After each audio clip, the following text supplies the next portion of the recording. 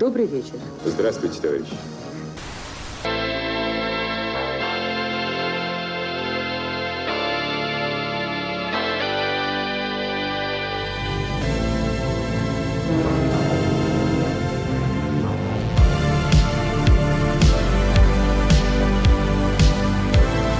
It's 10:30 on board the Russian cruise ship Admiral Nakhimov.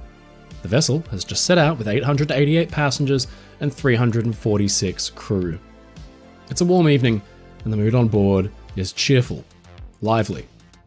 Many have chosen to retire for the evening, given the late hour of sailing, but for those not yet ready to lay down their heads, a fun-filled evening of socialising and entertainment awaits. Some are dancing the night away out on deck to a jazz band. Others choose to take a refreshing dip in the pool under the moonlight. But those taking in the views out on deck notice a shape in the distance lit brightly with lamps. It's another ship, and it's headed in their direction. The Nakhimov's lights sparkle against the mirror-like surface of the ocean, and under these idyllic circumstances, those on board understandably believe that all is perfectly well. After all, who could possibly suspect that for many of the passengers of the Admiral Nakhimov, this light-hearted and spirited dance would ultimately be their last, because their ship and the stranger in the distance are on a collision course that will take the lives of hundreds. Slowly, inevitably, they draw closer together, but neither changes course until then, with the thunderous tearing of steel, there's impact.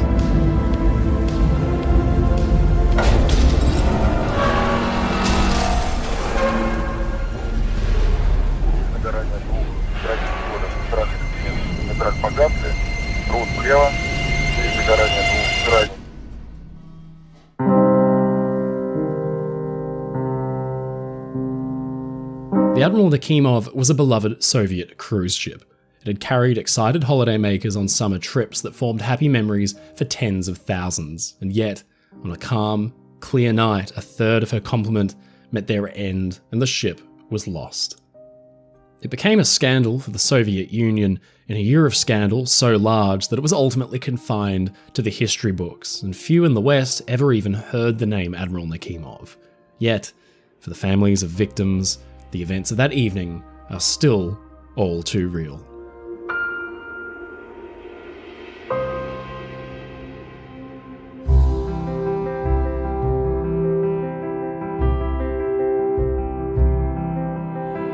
It's a bright, sunny afternoon in late summer 1986. In fact, it's the last day of August. It marks the turn towards autumn and the eventual relentless march of the legendarily harsh Russian winter. Tied up at berth 34 of the dock at Novorossiysk on the Black Sea is a gleaming white ship. And at her bow is the name of a long-dead Russian admiral, Pavel Nakhimov, who had led his navy to victory over the Turks just 224 miles, or 362 kilometers away, on the other side of the sea. It's approaching boarding time for the hundreds of passengers who just hours ago stepped ashore on this, day 6 of their 8-day summer cruise. Ukrainians, Russians, Moldovans, they'd all been taken away for a fun summer escape from Odessa right along the northeastern Black Sea coast to Batumi. More than 800 passengers had swarmed ashore at Novorossiysk, a city known for its coastal wineries and distilleries. The ship had arrived at her berth at 2 p.m. that day, and most passengers spent the day excitedly exploring the city, but many of those without the desire to see the sights had opted to while away the hours instead in the comfortable terminal directly across from the ship's berth, and you could hardly blame them for it. The Nakhimov suffered from horrendously bad ventilation because she was not a new ship. Unbeknownst to more than just a few of the ship's passengers, this Soviet cruise ship had actually started life 6 decades earlier in a very different place and time indeed.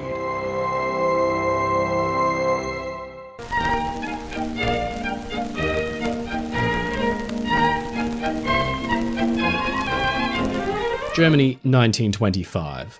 The aftermath of the First World War had left the country's shipping fleet in shambles.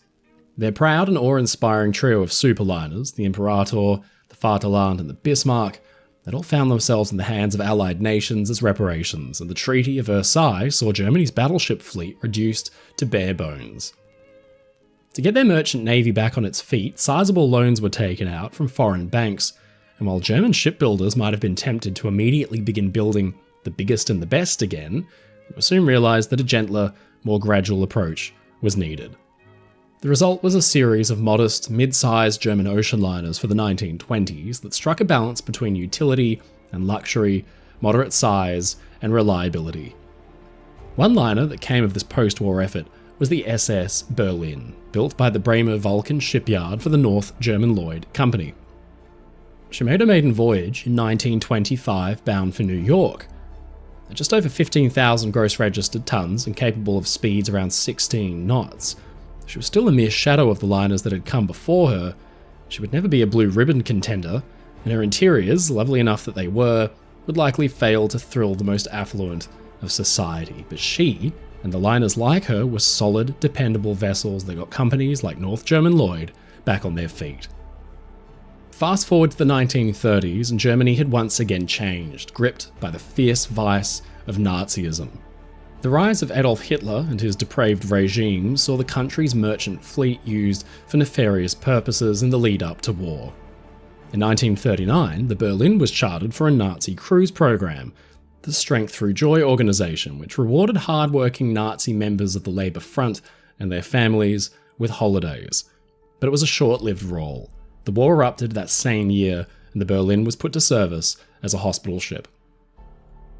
She spent the next 6 years transporting the war's wounded through Norwegian waters and elsewhere in Europe, until all the way at the end in January 1945, when the ship was called up for an all-new assignment, Operation Hannibal. With the German army falling apart on nearly every front, Grand Admiral Karl Dönitz made the decision to act in direct defiance of Hitler's official stance of no surrender and no retreat. In fact, this was to become one of the largest sea evacuations ever undertaken, on par only with the Dunkirk evacuations from 5 years earlier. The ultimate objective was to see to the evacuation of around 900,000 German civilians and some 350,000 troops from the Pomeranian coast to Germany and German-controlled Denmark. The SS Berlin, or Hospital Ship A, as she had been renamed, had her own role to play in this, aiding in the transport of troops and refugees from the battlefield. But Operation Hannibal was notable not just for its scale, but for the massive extent of the losses suffered, and on January 31st, 1945, there would be one more ship's name added to that lineup. Hospital Ship A was underway when the ship was rocked by a massive, violent explosion. She had struck a mine. Racing to ensure the ship's survival, the captain and crew made a valiant effort to beach the wounded vessel. The Berlin managed to maintain an even keel and was able to be driven under her own power towards the shore, but as attempts were made to put the ship under tow, a second explosion rang out and she was sunk, coming to rest on the soft, shallow bottom. Abandoned and forlorn, the former SS Berlin sat submerged and exposed to the elements. Just a few months later, in April, the war was over. As ever, to the victor go the spoils, and the Soviet Union, which had lost nearly 30 million people in the war, were going to extract more than a pound of flesh from their adversary. What little remained of the German merchant navy was picked apart and seized by a victorious but vengeful USSR, and even the battered, half-sunk SS Berlin was not immune. Soviet divers were sent to the wreck with instructions to patch the holes punched in her sides and pump the water out from within until she was finally able to float once again. It wasn't easy going. One failed attempt saw the ship rise, only to sink once more, almost killing an experienced salvage diver in the process. But finally, defying death, the Berlin was successfully raised and was sent off for repair. It would take a full 8 years before the ship would be seaworthy again, but in 1949, the Black Sea Steamship Company unveiled her as the newest flagship of their fleet, proudly bearing her new name, SS Admiral Nakhimov.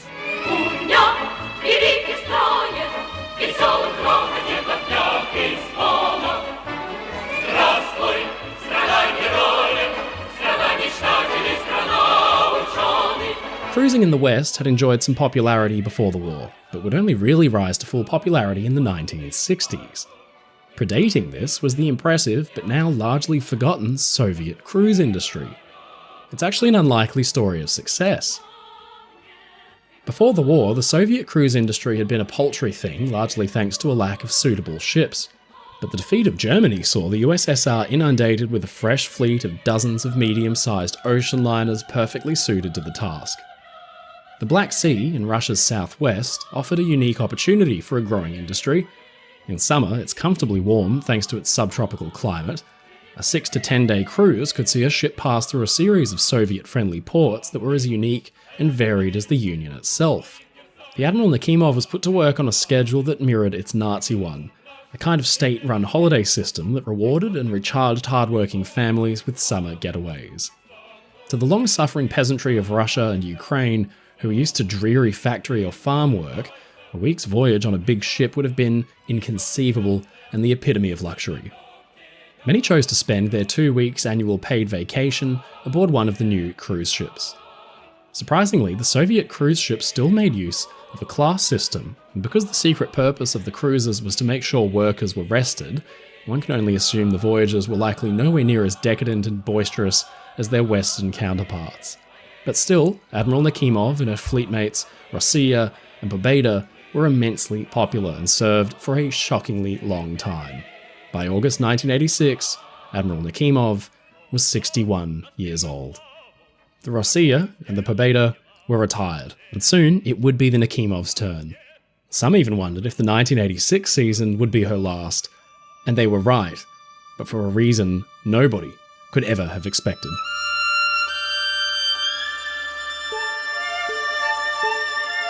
Up on the bridge, Admiral Nakhimov's captain, Vadim Markov, along with the officers and crew, prepared to get underway. Passengers had streamed ashore and explored Novorossiysk. Now tour buses lined up to bring them back by their dozens. By 10 PM, the gangways were retracted and 2 tugs came alongside for the departure. The ship was brilliantly lit, the reflection of her sparkling lights creating a glittering effect on the surface of the water.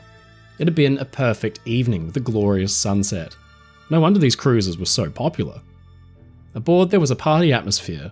Music could be heard playing from the decks, while underfoot, with a deep rumble, Admiral Nakhimov's engines once again burst into life, and her propellers began to slowly turn. To those watching the ship pull away from the shore, she looked to have all the grace and liveliness of a vessel at least half her age. On board, hundreds of passengers began to settle into the familiar routine of the evening. One was 35-year-old Leonid Toyunda, the head of a Soviet bank branch, rewarded for his hard work with the cruise. In fact, he was joined by 4 of his colleagues. As the Admiral Nakhimov began to pull away from the quay, he and his friends were up top, where celebrations for Miners' Day were well underway. People danced, and they laughed. It had been the perfect summer's afternoon, and now the party would carry on into the night. Shortly after the Nakhimov's departure, the engines slowed and she was joined by a smaller boat. A ladder was lowered from the ship's starboard side to allow an important man to climb aboard. The harbour pilot, who was tasked with navigating the ship through the narrow and precarious channel out to the open water. Pilots are local experts. They know the waterways like the backs of their own hands. Everything about this departure was so ordinary, so routine. The pilot made his way up to the bridge, greeted the captain and the officers, and assumed control of the ship. Nearby, another vessel was making her way towards Novorossiysk. It was the freighter Pyotr Vasev, laden with 28,600 odd tons of barley. Just like on the Admiral Nakhimov, there was nothing out of the ordinary about the evening's routine, and on the bridge, the officers were going about their preparations to rendezvous with their own harbour pilot. An officer radioed the port supervisor with the ship's course and speed, and the supervisor confirmed their message, but they also noted the Admiral Nakhimov was on her way out of the port. Pyotr Vasev was asked to yield to the Nakhimov, to which the Vasev responded, "Understood, I will let them pass." On board Admiral Nakhimov, a similar message was received from the port authorities, signalling that the Vasev was nearby and had agreed to yield. Satisfied that all was in hand and that there was no immediate cause for concern, Captain Markov retired for the evening, leaving First Officer Alexander Chudnovsky in charge of the bridge with the harbour pilot. Admiral Nakhimov proceeded ahead on her course while keeping an eye on the freighter, which was now some 7 minutes away into the distance. After waiting for some time, Chudnovsky peered through his binoculars towards the direction of the freighter, but he noticed there'd been no apparent change in the course of the other vessel. By all accounts, the Pyotr Vasev should have been manoeuvring away from them by that point, but, Chudnovsky thought, maybe they knew something he didn't. The Admiral Nakhimov sent a radio message crackling out. "Can we continue on the same course and not slow down?" they asked. "Yes, you can go," came the reply. "Will you let us through?"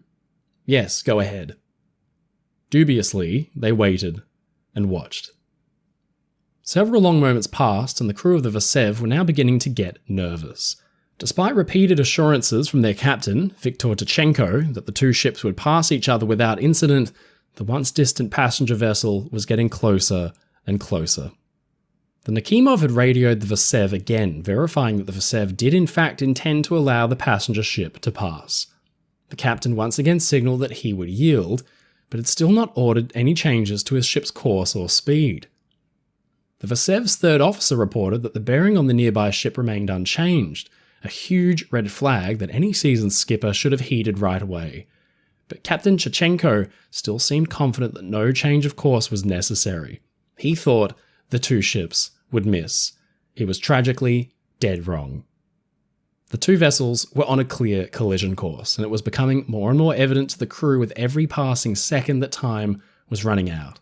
Just moments after assuring his men for the final time that they were in no danger, Tichenko glanced for a moment through a nearby porthole and then fell silent. The realization hit him like a gunshot. He rushed to the engine telegraph, ordering his ship's engines to slow. The warnings from his crew echoed in his head, but now it was no longer a matter of simply altering course. He could only hope he had enough time to avoid a total catastrophe. He sounded 3 short blasts of the ship's horn, a warning of imminent disaster. On board the Nakhimov, Captain Markov had been relaxing in his cabin, his nose buried inside a book, but finally he snapped to attention at the sound of a vessel desperately signalling nearby. He peered out the window, and at the sight of the massive freighter making straight for him, he jumped up and made his way to the bridge. On the passenger ship's decks, the distant horn didn't register any alarm among the passengers. In fact, precious few heard it at all. The music blared, the chatter echoed throughout the ship. Leonid Toyunda and his friends partied under the stars while just a few hundred meters away, tens of thousands of tons of ship was barreling towards them. Nakhimov's first officer, Chudnovsky, anxiously peered through his binoculars looking for even the slightest change to the Vesev's course, but she remained steady. What were they thinking? Time was running out. If a collision was to be avoided, he needed to take action immediately.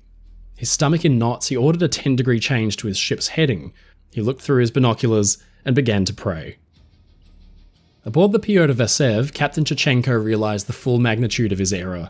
He ordered the Vesev's engines thrown full astern, but even as his ship's propellers began to churn the water behind them into a confused mess, the sheer momentum carried them relentlessly forward. Another radio message came from the Nakhimov. "Pyotr Vesev," it desperately called out, "what are you doing? Reverse your ship immediately." Weakly, the Vesev responded, "We are reversing," but the freighter was already so close that the crew could plainly hear the music drifting out over the water from the Nakhimov. With the cruise ship coming up on their port side, Tichenko ordered his helm hard to starboard in a last-ditch effort to avoid a collision, but with the engines now running astern, the ship instead took a last-second heading to port, and her head was thrown straight into the side of the cruise ship.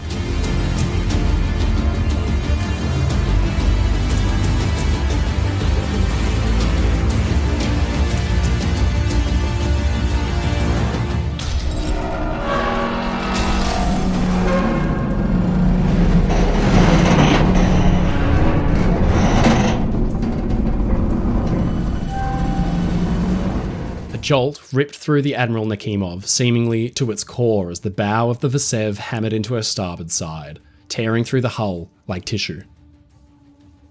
On deck, Leonid Toyunda was sitting on a bench at the dance when he felt a deep blow at his back.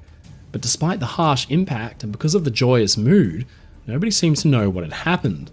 With a deep groan, the forward momentum of the Admiral Nakhimov wrenched the bow of the freighter free from her side, leaving behind a 900 square foot gaping hole that allowed the Black Sea to roar in with frightening force.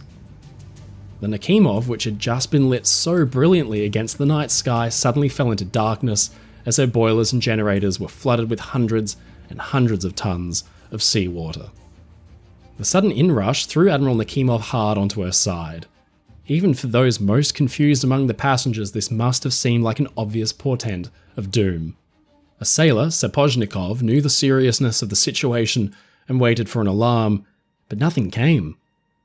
With the Nakimov rolling slowly onto her side, panic began to take over, and as passengers screamed and ran, Sapochnikov realised they didn't know where they were even meant to be running to.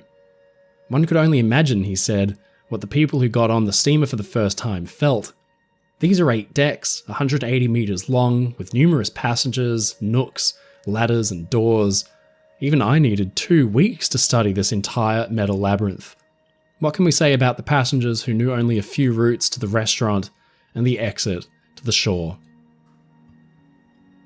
As if the gaping hole left by the freighter weren't bad enough, a fatal flaw in Admiral Nakimov's character was sending her to the bottom even faster. Her aging ventilation system had meant that every stateroom, every public room was almost unbearably stuffy in the summer. Portholes were left open to try to scoop in some fresh evening breeze, but now, instead of letting in refreshing air, the portholes were slowly lowered into the ocean and let in an unstoppable stream of water. Every row of portholes that was submerged only made the ship sink faster. There was absolutely no time to react. Those asleep in their bunks were awakened only by surging water at their feet, with just seconds to do something. Hundreds died in their cabins. In the darkness, the sounds of screams and the thundering of frantic footsteps running could be heard in every direction. Back up on deck, Leonid Toyunda and his friends received some basic instruction to gather on the port side of the ship in a vain attempt to counter the list. Fighting against the heavy lean, passengers struggled to make their way to the lifeboats, but to their horror they found instead that there was simply no time to launch even a single boat. The Nakimov was going under, and very quickly. Navy cadets who were aboard for training struggled to unfasten and free the boats ready for launch, but the ship beneath their feet was dropping like a stone. The list made lines and ropes that were normally slack unusually taut, and the boats couldn't be freed. Even so, if they had been, there was simply no time to fill them. Admiral Nakimov was going down. Only minutes after the impact, passengers and crew resorted to throwing rafts and other makeshift flotation devices overboard in hopes of saving anybody in the water, and then they followed suit, jumping overboard themselves into the dark ocean, slick already with thick motor oil. With each passing second, more and more of the ship was disappearing beneath the waves. Alexander Dolinsky, one of the ship's electricians, had been travelling on board with his wife, Elena, and their infant son, Denis. When the collision occurred, all of his attention had turned to saving his family. Now, up on the boat deck, it was a mad scramble for survival. In desperation, and with his wife frozen in terror, Dolinsky passed his child into a raft that floated free of the deck, when suddenly from above, a lifeboat crashed free of its davits and crushed the raft directly in front of him. On the upper deck, Leonid Toyunda struggled to hold on until the strain proved too great. He was thrown bodily by the ship as it began to roll, and he came crashing down into the cold black water 22 metres or some 70 feet below. He surfaced, gasping for air, and found himself surrounded by his desperate shipmates, struggling in a blind panic to grab hold of anything that would float, including him. He dived and swam away to escape with perfect timing. As he swam below, the ship's enormous funnels came crashing down into the sea, sucking water and people down into their exposed black maws. While pandemonium raged aboard the Nakimov, the crew of the Pyotr Vasev could only look on in horror as the steamship rapidly rolled onto her side and began to disappear beneath the sea. In the brief moments that the Nakimov had power, another radio transmission had been sent to the Vasev, this time pleading with the crew to lower their own lifeboats. Now the Nakimov had once again gone dark. The first officer of the freighter watched on in horror as people slid down the ship's decks into the water. With a thunderous roar, everything that wasn't secured to the ship broke free and rained down on top of them. Boxes, boards, even the life rafts. The ship's power had cut out before emergency lighting had taken over, but even that died with a sudden snap that plunged the dying ship into blackness. Watching on in frozen terror were the crew of Pyotr Vasev, and with the Nakimov now completely on her side and sinking fast, a frantic radio message went out from the Vasev to the port authorities in Novorossiysk. They tried frantically to coordinate some kind of rescue, but then, to their horror, the Pyotr Vasev's crew realised they couldn't see the Admiral Nakimov at all.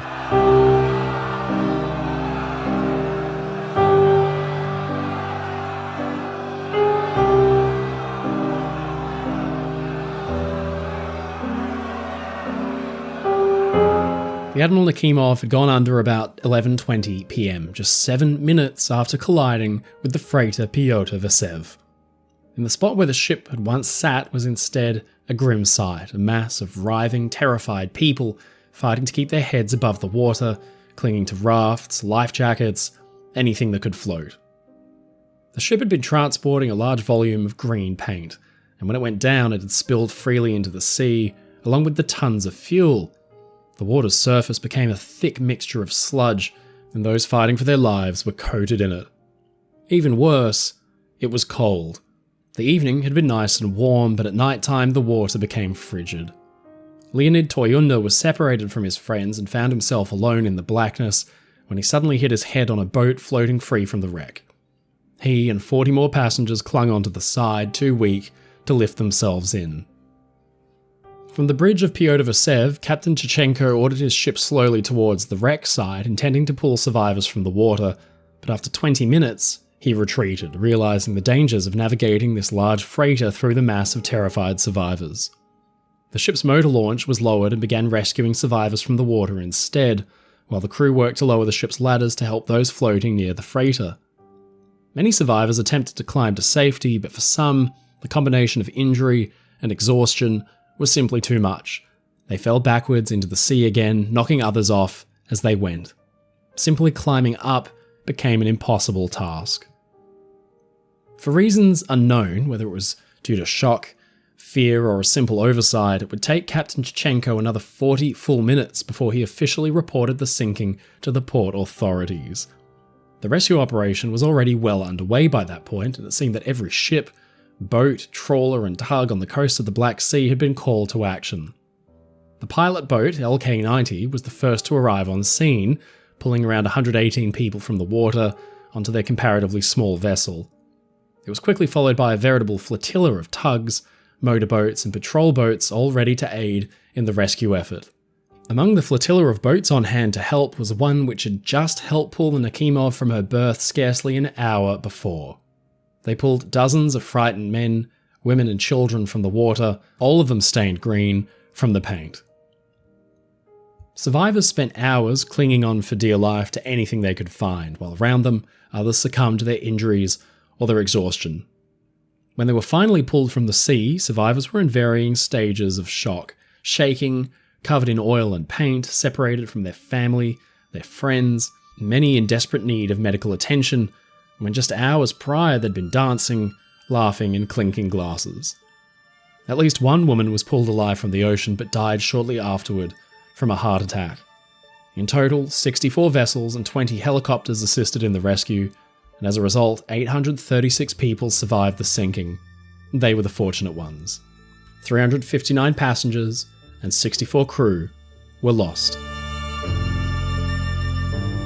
Just 10 hours after the ship sank, while survivors were examined in hospitals and given rest, a team of divers was given a grim task: the recovery of the bodies of the victims still trapped within the ship's hulk. Nakimov had sunk in only around 150 feet of water, so she was accessible, but it was not easy going. Rolled completely onto her side, it was easy for divers to become disoriented in the murky darkness. 2 were killed, so the operation was called off. No attempts to thoroughly search the wreck or further recover victims has ever been made, and it's estimated that 64 people still remain inside the sunken vessel.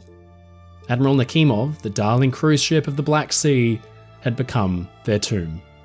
Just how had 2 ships collided in such a fatal way in such clear and calm conditions? The question was an awkward one, and it was an indictment on the capabilities of the Soviet merchant fleet.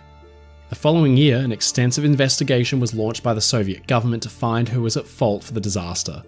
In fact, the 2 captains had both been immediately arrested pending their evidence.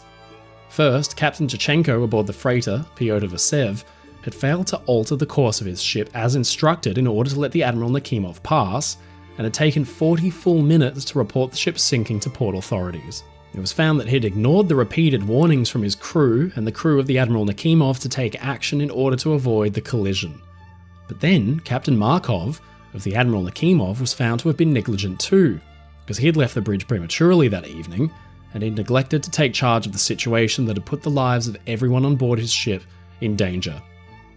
First Officer Chudnovsky The Admiral Nakimov was also found to be responsible for having failed to notify his captain of the imminent collision and for failing to follow established protocols to avoid the disaster. Both captains received 15 years imprisonment while Chudnovsky was released. In a move unusual for the Soviet Union, representatives freely gave accurate information to the press as part of a new effort at transparency following the Chernobyl disaster a few months earlier. But probably because of the severity of that disaster, the Nakimov sinking went underreported in the West. The New York Times ran a larger front-page piece about elementary school overhaul than it did about the Nakimov's loss. Leonid Toyunda survived his ordeal and was sent to recuperate in the countryside, but just weeks later, at age 35, his hair had turned permanently grey. For several years after the sinking, a yearly pilgrimage was made by families and loved ones of the victims. A memorial was opened, and at 11:20 p.m, the exact moment the ship was lost, sirens and signals blasted out as the memorial was brilliantly lit up in tribute to the lost. Today, the Admiral Nakimov lies rusting and covered in sea growth just below the surface, a steel mausoleum to the passengers still inside that will never disembark.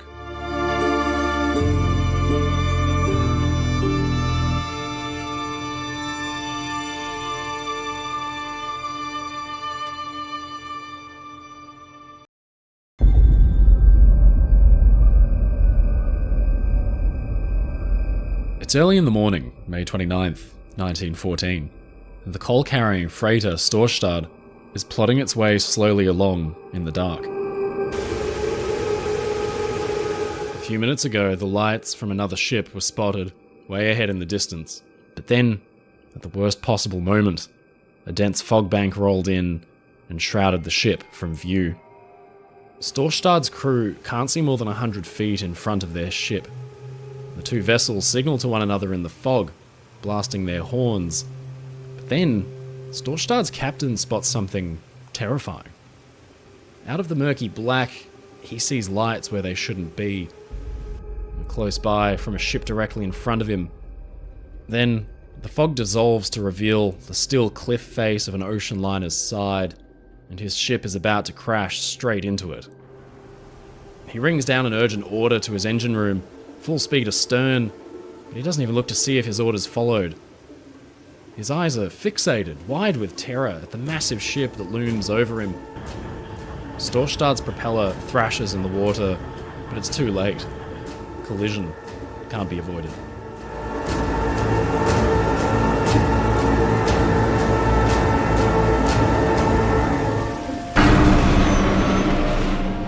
The two ships are separated and lose each other in the fog.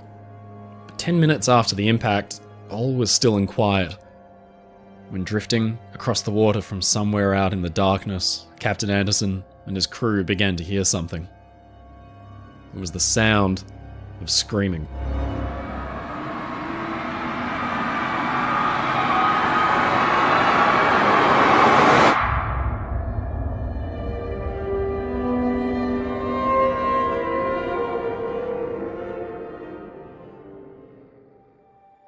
The mighty St. Lawrence River. At its widest point, it spans over 100 kilometers or 62 miles in width. Dive for 76 meters or 250 feet straight down in some spots and you'd still not see the riverbed. Now, like any great body of water in the world, it's a favorite haunt for pleasure craft and water sportsmen, but it's also a vital link from eastern Canada to the Atlantic. Travel 250 kilometers, 155 miles upriver, and you'll find something extraordinary. Here on the riverbed, encrusted in marine growth, tangled and broken, lies the wreck of a once great ship. You wouldn't know it. Very little is recognizable.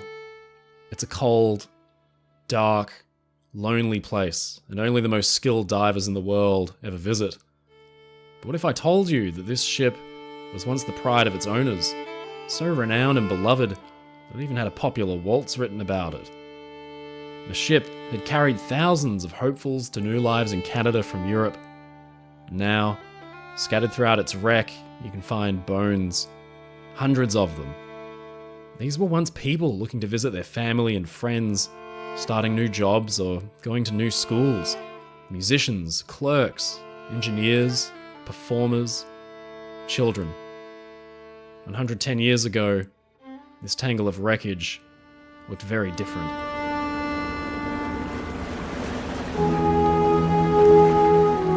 In May 1914, in the uneasy few months before the First World War erupted, a ship was preparing to leave for Britain. She was big, luxurious, and smartly painted, a beautifully proportioned and beloved ocean liner. She'd been a familiar sight on the St. Lawrence River, having sailed between Britain and Canada for the better part of a decade.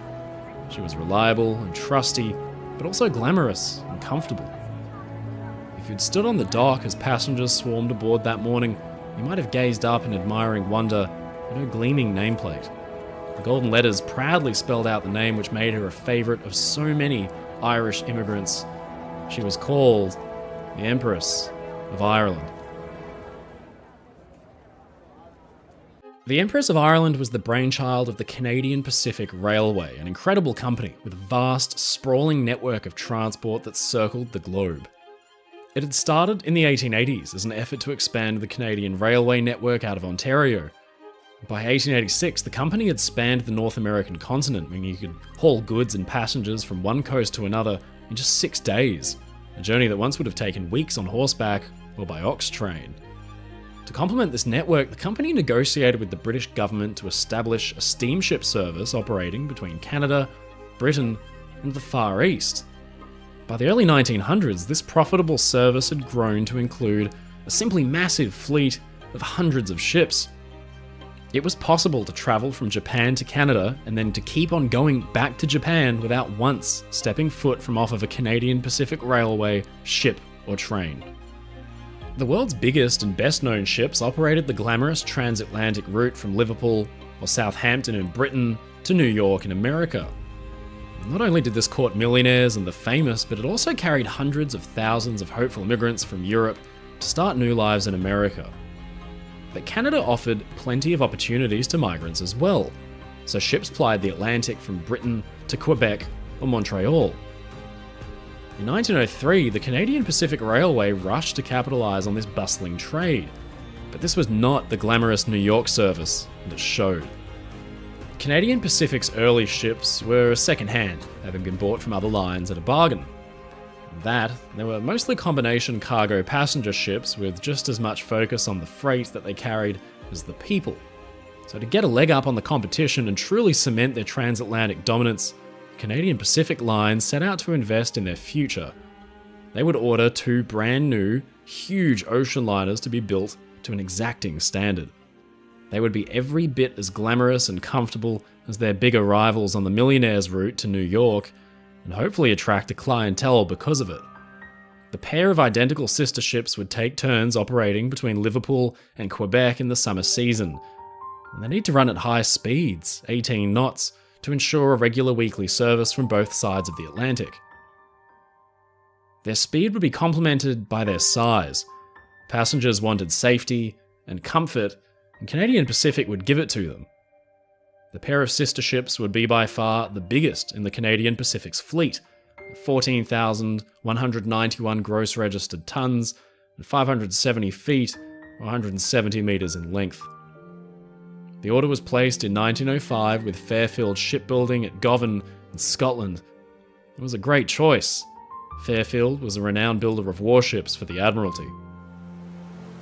The 2 ships were built side by side to the most modern specifications, being 14,000 odd gross registered tons. Their bulk meant that they could comfortably carry 1,500 people across 4 classes. By 1906, 14,000 tons wasn't a monumental volume, but it wasn't tiny either. Just a decade earlier, the 2 new ships would have been considered the largest in the world. Such was the rapid rate of technological development. In January 1906, the second of the 2 sisters thundered down the slipway on her launching day. The first ship had been named Empress of Britain, and the second liner was called the Empress of Ireland. On introduction, the 2 ships had caused quite a stir. They elevated the experience for passengers crossing to Canada by a huge margin, and not just because of their comfort. The ships were safe. They'd been built with all the modern technological developments. Double-bottomed hulls would prevent sinking from grounding on rocks. And tall steel walls, called bulkheads, divided the ships into 11 individual, self-contained sections called compartments. These could be sealed off from each other by heavy cast iron doors, which would be hand cranked down, creating a watertight seal. The Empress sisters could remain afloat with any 2 of their compartments flooded. Safety tests were run to see how quickly the doors could be shut in the event of an emergency. The captain rang down an order from the bridge on a telegraph, signalling the crew to close all doors, and the men below rushed into action. Stewards ran to cupboards to fetch heavy brass keys that could slot over the winding shafts and then bodily hand crank the heavy doors shut. A well-drilled crew could have all 24 watertight doors closed in just 3 minutes. None of it was automatic or electric. The system relied on good training and a quick reaction. For 6 years, the Empress sisters had proved hugely popular and were a massive success for the Canadian Pacific Railway. But then, in 1912, something happened that shocked the shipping world as a whole. White Star Line's Titanic, which was far more modern and over 3 times larger than the Empress sisters, had sunk on its maiden voyage with a huge loss of life. Public confidence in shipping technology was badly shaken, and lines rushed to fill their ships with lifeboats and promote their safety features. Canadian Pacific were at pains to proudly point out that their Empress sisters had lifeboat and raft capacity for 1,860 people. As long as the watertight doors could be shut in an emergency, the ships would stay afloat, and all the lifeboats could be launched safely. 8 years after her introduction, the Empress of Ireland was tied up at the port of Quebec. It was May 28, 1914, and an excited stream of passengers steadily made their way up the ship's gangways and poured inside what would be their new home for the next 4 days. Just last month, the St. Lawrence River, which freezes over in winter, had its ice break and thaw, and now the Empress was about to depart on its first round voyage for the season. She was headed for Liverpool, and up the gangways trod a variety of characters from all walks of life. 1914 was a monumental year for modern world history. We know now that in May, the outbreak of the First World War was just 3 months away. Tensions in Europe were high. People could feel it. For those who'd made the trip out to Canada in years prior from mainland Europe, Britain or Ireland, the temptation to get home and see family, maybe even to try persuading them to go back to Canada with them to safety, must have been great. Of the 2 sister ships, it was the Empress of Ireland who had attracted considerable interest and affection from Irish migrants. On special occasions, she flew the green flag of Erin, and every year at St. Patrick's Day, a huge gala dinner was held on board, with lots of singing and dancing. That Thursday morning, some 700 third-class passengers boarded the ship. Many were going home to see family. Some had made the migration effort out to Canada, but had not found their success and were returning home disappointed. They came from all over, and not just Canada. The American Midwest and the Great Lakes was well represented by the third-class contingent, and it included some 300 Detroit Ford factory workers who'd been laid off in the summer. There were Poles, New Zealanders, Italians, Swedes, and of course, Irish, a mass of people from across the globe who must have stared up at their big ship with a sense of pride. They knew they were travelling on the best. Up other gangways strode the second-class passengers, clerks, businessmen, bankers. Many mothers were travelling with their children to meet husbands who were away on business trips abroad. For many young ones, this would be their first overseas trip. 138 children in total boarded the Empress of Ireland that day, wide-eyed at the size of their ship and the bustling scenes that were happening around them. Then there were men in uniforms with shiny silver buttons. On their collars and caps, they proudly showed the red emblem of the Salvation Army. The Army was a church and humanitarian organisation which had been formed in the 1800s to reform societies down and out and bring them closer to God and salvation. This had been done in an era where wealth disparity was monumental and few cared for the plights of society's discards, the homeless, the drunk, or the downtrodden. The Salvation Army had fed mouths and given shelter to thousands across the globe, and in 1914, a massive conference was being held in London.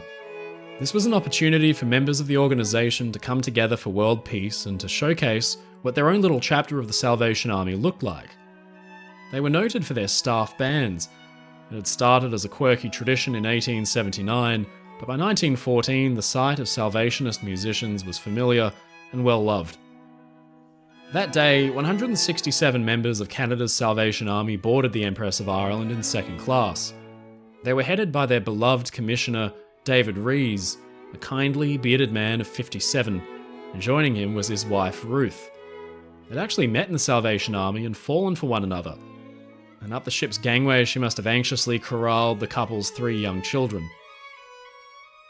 Across Canada, 500 delegates were making the trip across the ocean, with many booked on other ships in the coming days.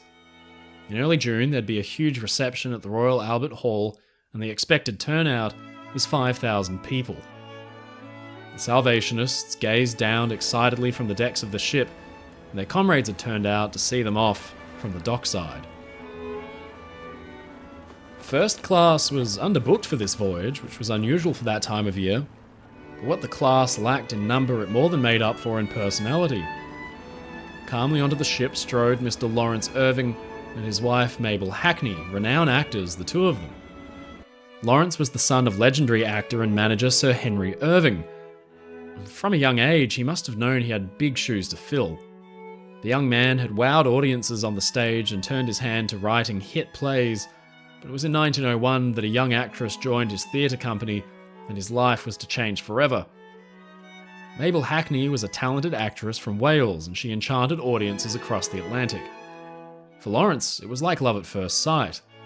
The two were married in 1903, and they were practically inseparable, co-starring in plays that Lawrence would often write himself, and they were described as the best-suited couple imaginable. Lawrence was famously defensive of his wife. Once he had publicly sought out and lambasted a critic for daring to denounce Mabel's acting talents. And he had a good sense of humour too. If he was on stage and an audience member coughed, he'd pause the play and offer the theatre-goer a cough lozenge. Do you need a cough lozenge, sir?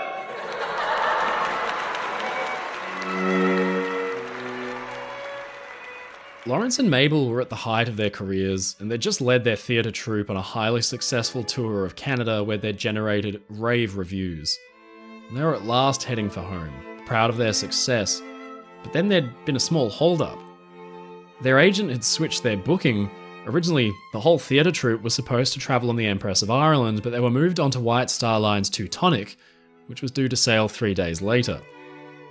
Lawrence was annoyed. He was eager to get back to London as soon as possible to get started on his newest play. He had his tickets switched back to the Empress along with his wife, and the rest of the troupe wouldn't be ready in time, but the Irvings also booked their juvenile lead, Harold Neville, and his wife, actress Nelsie Vron. The two were anxious to get home and see their 3 young children as soon as possible. The party said goodbye to their friends and left them in Canada. They thought they'd be reunited within the week. The Irvings' presence aboard the ship attracted the most attention, but another noted member of society boarded that day, Sir Henry Seton Carr, a legendary sportsman and adventurer.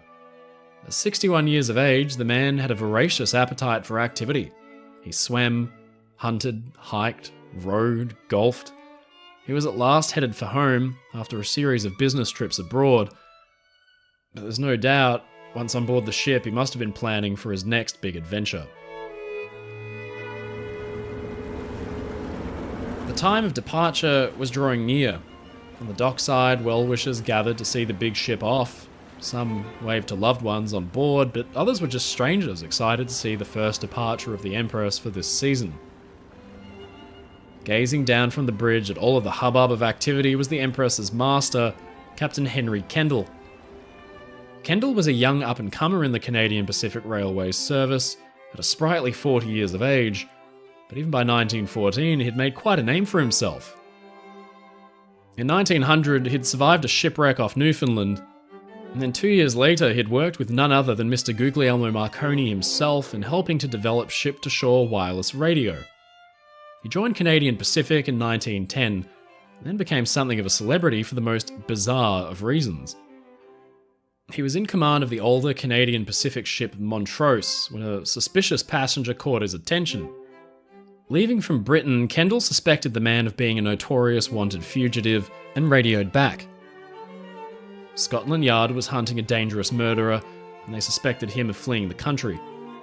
Thanks to Kendall's radio message, a police presence was waiting for the Montrose in Canada, and on boarding, the party was glad to discover that the suspicious passenger was none other than Dr. Hawley Harvey Crippen, who'd murdered his wife and fled with his accomplice and lover, who'd disguised herself on board as a young boy.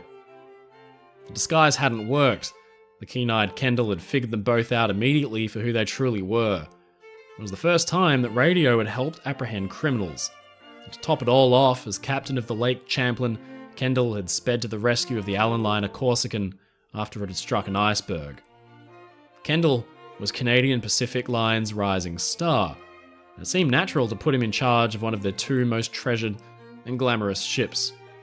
This would be his first voyage captaining the Empress of Ireland down the St. Lawrence River. At around 4:30 p.m, all were at last aboard and the ship was set to leave. Tugs came to her assistance and the lines that connected the ship to shore were at last cast off. The big ship slowly pulled away from the quay where a dense crowd of people waved and cheered. Then, in the warm summer air, the strains of music began to float. The Salvation Army band had quickly assembled on deck unexpectedly. They held their instruments and played a final song, a farewell to their friends and families, and a promise. It was the hymn, God Be With You, Till We Meet Again.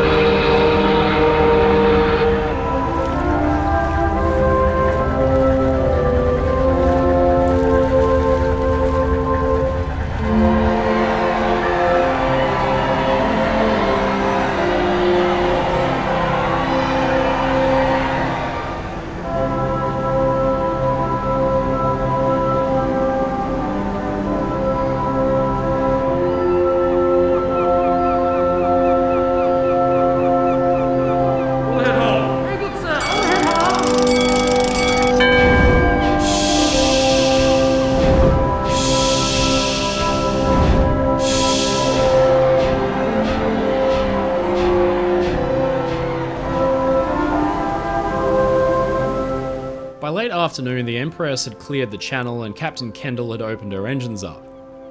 The ship thundered along slowly, leaving Quebec behind. But for many, this would be their last ever sight of home.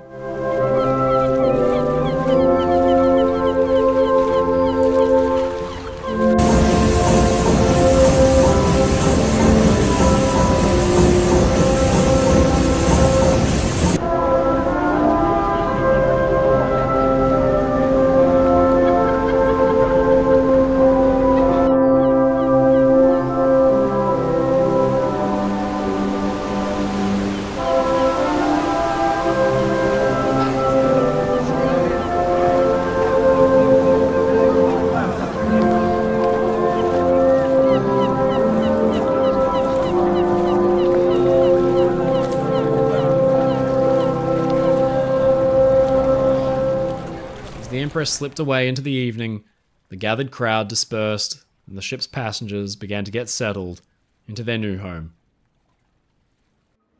A few hundred miles downriver, another ship was underway, and this was a very different vessel to the Empress of Ireland. Where the Empress was elegant and luxurious, this other ship was utilitarian and basic. It was a cargo ship, a bulk freighter loaded deep into the water with its hull straining under the bulk of 10,000 tons of coal.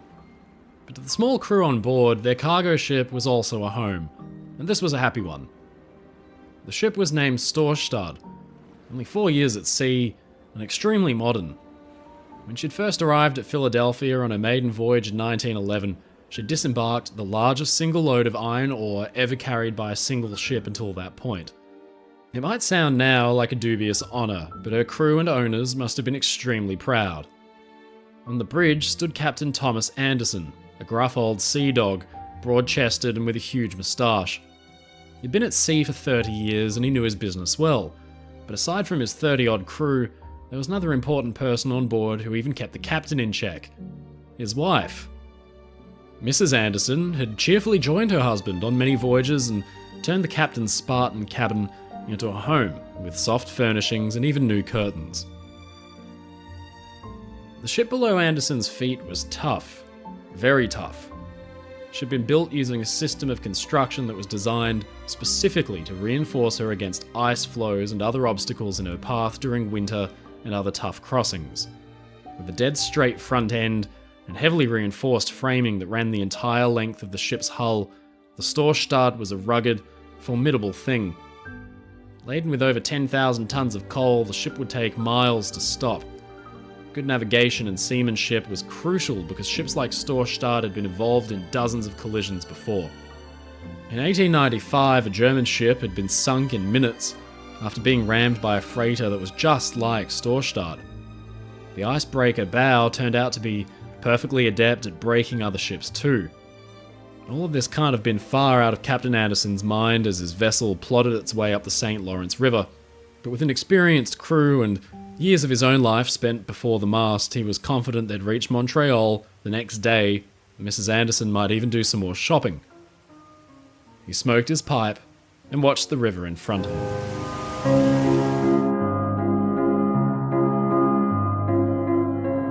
As the sun set and the early summer air developed a chill, passengers aboard the Empress of Ireland began to retire for dinner. They'd already spent a few hours exploring the ship, but no doubt many were just exhausted after travelling, only to arrive at the Quebec docks. Many of them had come from all over Canada, the Great Lakes and the American Midwest.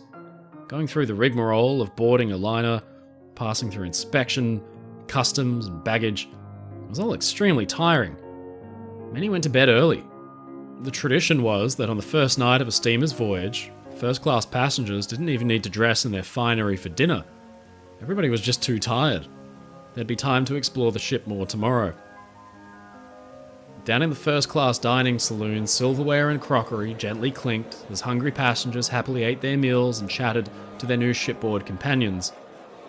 The Irvings were there, Henry Seton Carr too.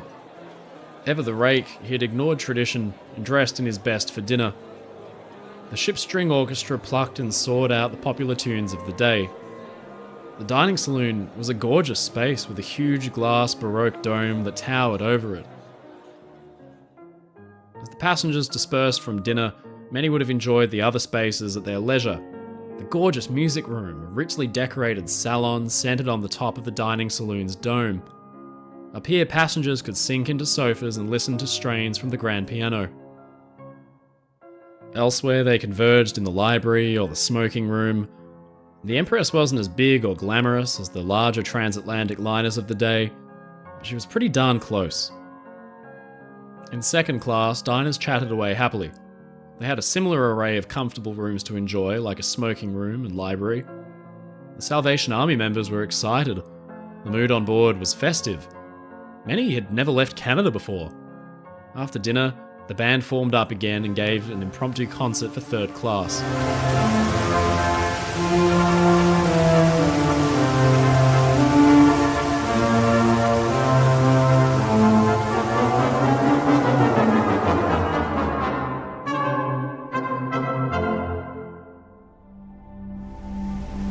As dusk turned to night and the temperature dropped even more, only the hardiest passengers stayed up playing cards or smoking.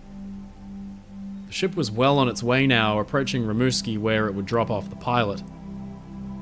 Up on the bridge, Captain Kendall stood in the darkness with his officers and that pilot, Adelaide Laurier. His job was to help guide the Empress out of the treacherous St. Lawrence as far as Father Point, just past Rimouski. He was a local, and he knew the waters like the back of his hand.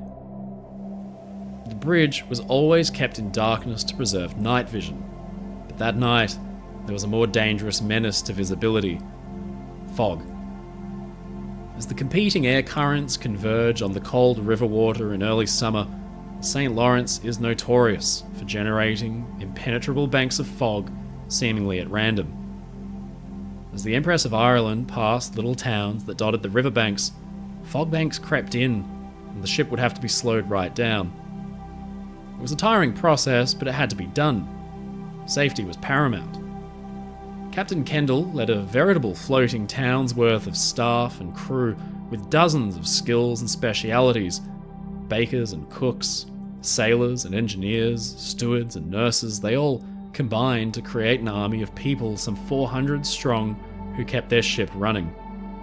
As the young moon shone overhead, the ship's night stewards were on duty, manning the corridors in all three classes. Their job was varied, from ensuring passengers' shoes were shined to reporting on the half hour that all was well.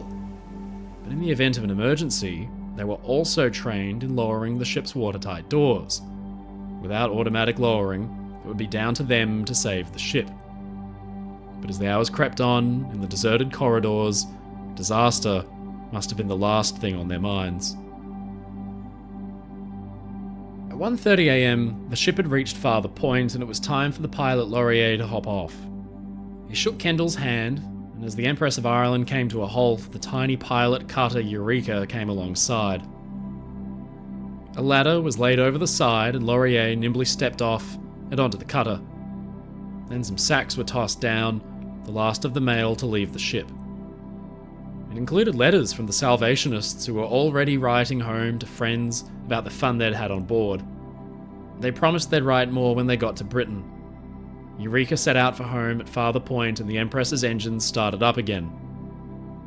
She was still beautifully lit in the night sky, but as the Eureka sailed away, it's unlikely that the little steamer's crew or Laurier even looked back. They were just so used to seeing her. They couldn't know it yet, but this would be their last chance to see the ship afloat.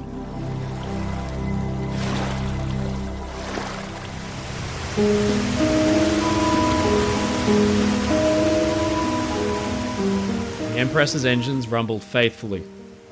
Dining saloon tables had been set for breakfast the next morning by white-gloved stewards, and all the lights were turned out. Passengers slept soundly in their beds, and all was well. Captain Kendall stayed on the bridge that night. It had been a long day, but the passage out from Canada through the St. Lawrence was nerve-wracking, especially since he'd only just assumed command of the big ship. He'd see to her safe navigation himself, and then rest later. With him were 5 men: Jones, the first officer, Moore, the third, and then 2 quartermasters who ensured the officers' steering orders were carried out and actually turned the ship's wheel. It was quiet. The only sound that might have interrupted their concentration was the deep rumble of the engines. But then, another sound, a single ring from the ship's bell. High up in the mast, Lookout John Carroll had spotted something out ahead. A single ring meant something ahead on the right. The other officers must have seen it too. The lights of another ship, maybe 8 miles distant. From estimates on the other ship's bearing, the direction it was heading in, this meant that the Empress would have to cut across its course to get out of the river.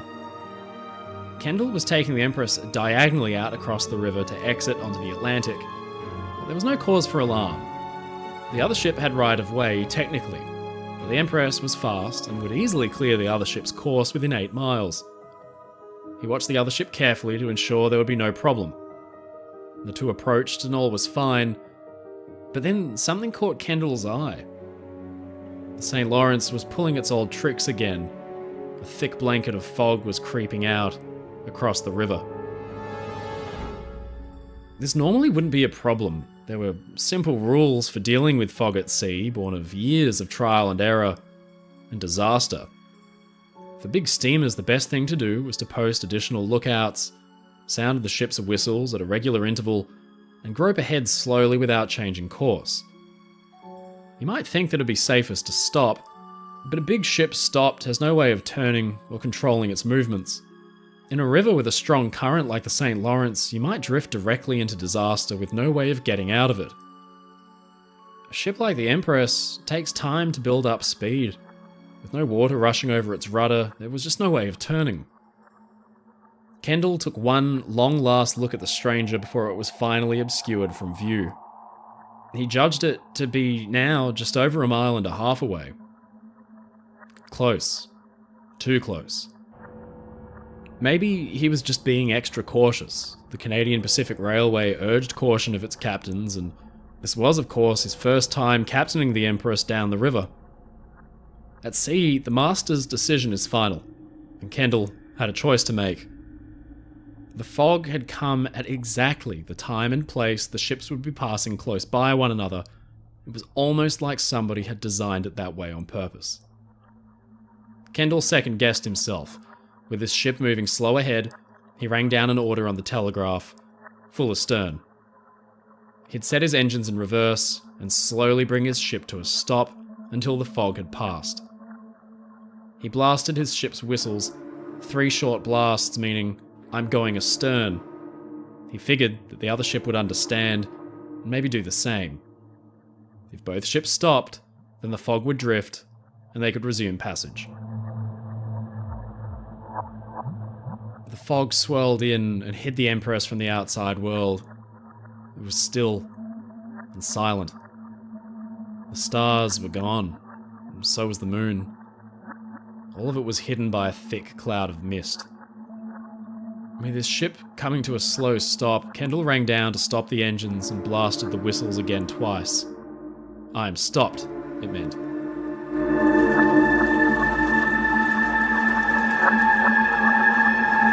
Through the fog, there came a response, but from where? It sounded much louder than it should have been, and it seemed to come from every direction. The fog was playing tricks. All was still, quiet, and Kendall stood on the right bridge wing and waited. And then, out of the murk, there appeared a light.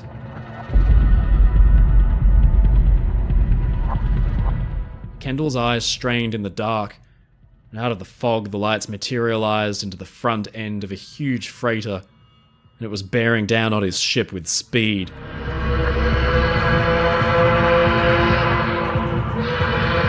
It sounded its whistles 3 times in warning.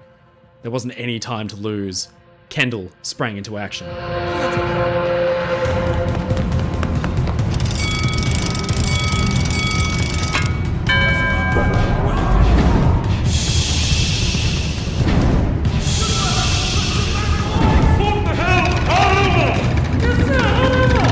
If Kendall could get the Empress's nose around quickly enough into the path of the other ship, then the impact might just be a glancing blow.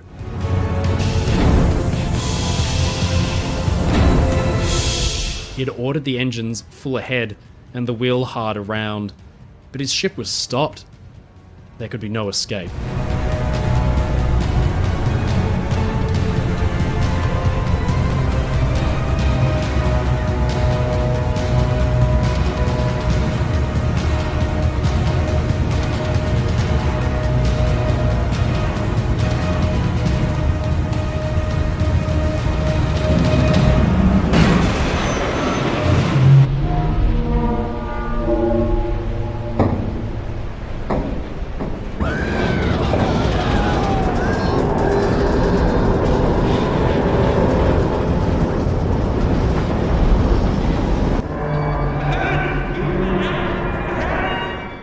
The freighter buried its reinforced bow deep into the side of the Empress's hull, but the impact was slight. It was like stabbing a knife into the side of a chocolate cake. There was no resistance because the Empress of Ireland's hull wasn't reinforced, but the bow of the freighter sure was. It plunged through cabins and corridors, maybe as far as 20 feet. Anybody asleep in its path was instantly crushed. Kendall shouted through his megaphone, "Keep your engines full ahead." He'd immediately surmised the situation his ship was in. A blow like that, dead in the middle of the ship, could only have plunged deep into the Empress's beating heart, opening its critical boiler and engine rooms up to the river. If the other ship could keep its engines going ahead, then the hole might just be plugged. He rang down for his own engines to stop, but to his horror, and his frustration, the other ship began to drift away. With the grinding of steel, they were separated, and the freighter passed behind. As quickly as it had appeared, it had vanished into the fog, and the Empress was all alone.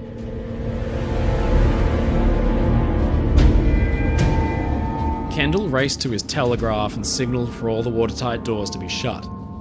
But beneath his feet, even as he did so, his passengers were already fighting for their lives and dying.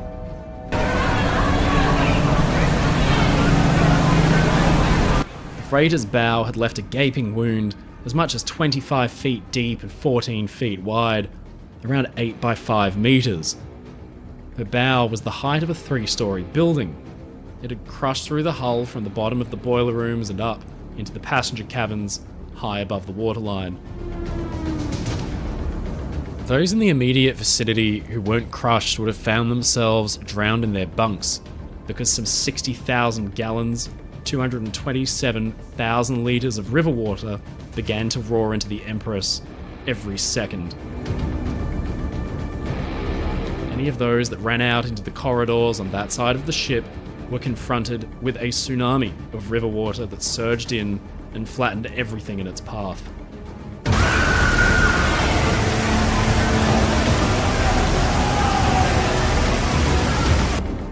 Below, in the boiler rooms, men on duty were horrified to see a steel mountain burst through the side of the space they'd been working in, but then that had been followed by an absolute torrent of water. They did their best just to run up the escape ladders and get out, and they didn't have time to close the watertight doors. The ship immediately began to roll under the weight of the surging river water, but the Empress's meticulous watertight door plan was put into action. The night stewards rushed to their positions to fetch the keys and shut the doors, but those on the right-hand side of the ship, where the collision had been, were drowned where they stood by the cascade of water. On the left-hand side, the men had to struggle already against the ship as it leaned in the water. Some of the doors were shut, but many, many more remained open.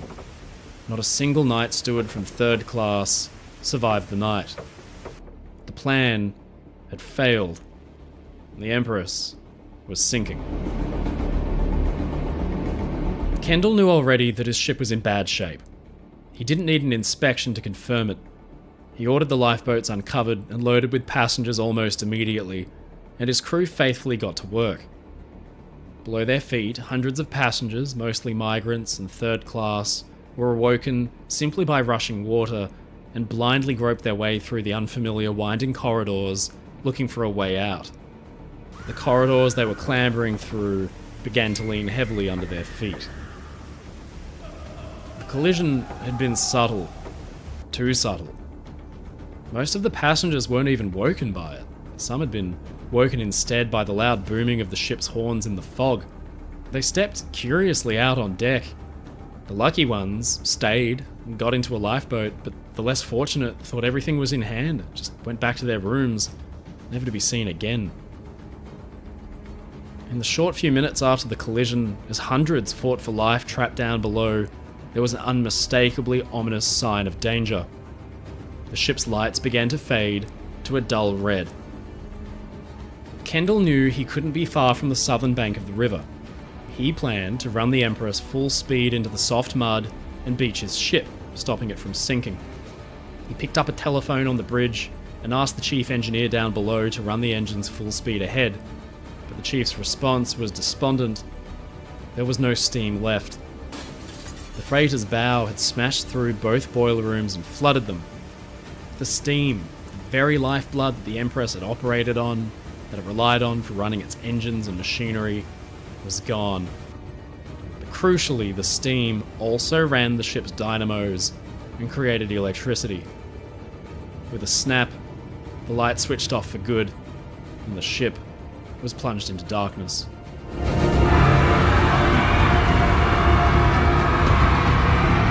For those still down below, it was a death sentence. Never mind already dealing with river water at their heels, the decks slanting below their feet, and the unfamiliarity. This was their first night at sea. Nobody knew their way around yet.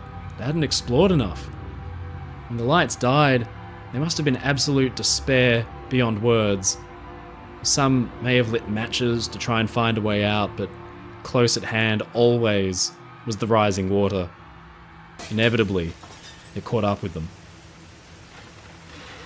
The Empress listed hard onto her starboard side. It made walking across the ship's width a task in itself, because now passengers, many of them elderly or just too young, now had to walk steeply uphill to get out. The glamorous first-class grand staircase and others like it became death traps, leaning at so sharp an angle it was almost impossible to hold on and climb your way out. Up on deck, the starboard lifeboats were hurriedly uncovered and loaded. Anybody at hand was quickly ushered in. Clearly there wasn't much time left. Water was already roaring into the open promenades that had once stood 30 feet above the waterline. Crew members had been assigned to lifeboat stations, with many on the port side. They rushed to their posts and tried to load the lifeboats there, but now the ship was listing and creating new problems. It was proving difficult, if not impossible, to fill and lower the portside boats because the crews now had to struggle against gravity to manhandle the heavy steel boats out over the side that was lifting higher and higher into the air with every second. At least one lifeboat launch was attempted on the port side. The boat caught on the rising hull and flipped. It scattered its occupants screaming into the water and bashed them into the side of the ship. Many crew there simply abandoned their posts to help on the other side instead. Kendall was still on the bridge, bellowing orders through his speaking trumpet. He ordered crew below to fetch people from cabins, breaking down doors if they had to. He urged hurry, saying there wasn't much time to lose. But sadly, if anybody actually obeyed his orders, it would have been a death sentence. Kendall was right. It had only been just 5 minutes or so since the impact, and the Empress didn't have long to live. The crews at the lifeboat stations worked with incredible calm and efficiency, considering the panic and mayhem that was happening around them. But despite their care, mistakes still occurred. It was all happening too quickly. Boat 1 broke free from its chocks and swung heavily out over the side, throwing many of its passengers out. Boat 15, at the very stern of the ship, was lowered away but capsized before it hit the water. Other boats got stuck in place, the heavy and clunky rigging jamming or simply being nearly impossible to move against the rolling of the ship. Boat 5 was loaded and then swung out, but then it didn't even need to be lowered at all. It just floated freely away. Usually it would need to be dropped some 40 feet or more into the ocean, but by now, the river had risen to meet it where it sat on the boat deck.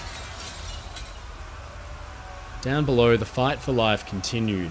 People clawed their way up staircase banisters and corridors in the blackness, hoping to find a way out. On deck, Kendall was still shouting orders, but the screams of his passengers had drowned him out. He held onto the bridge and watched the chaos unfold helplessly.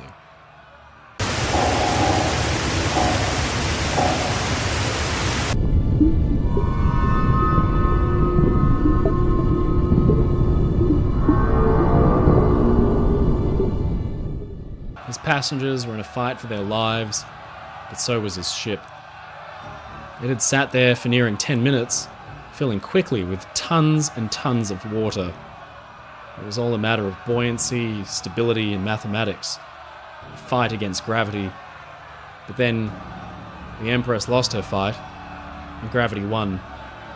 She rolled over.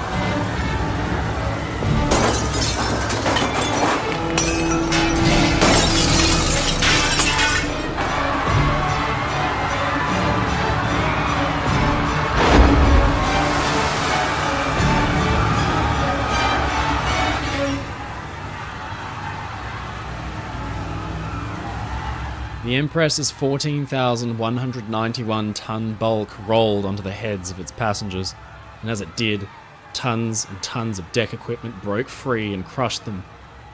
Things that had been designed to save them, rafts and lifeboats, they all weighed tons. They all came crashing down with a thunderous roar. Lifeboat 11 had been launched too late. Its occupants were struggling to get clear when they and their boat were crushed.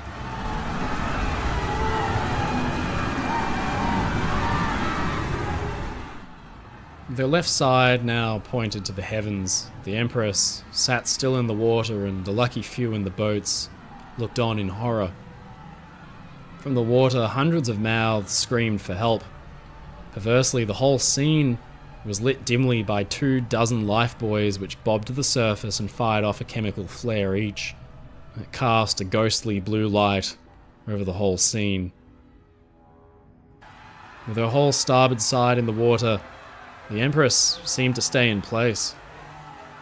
Some even thought the ship had been grounded on the riverbank and might stay afloat.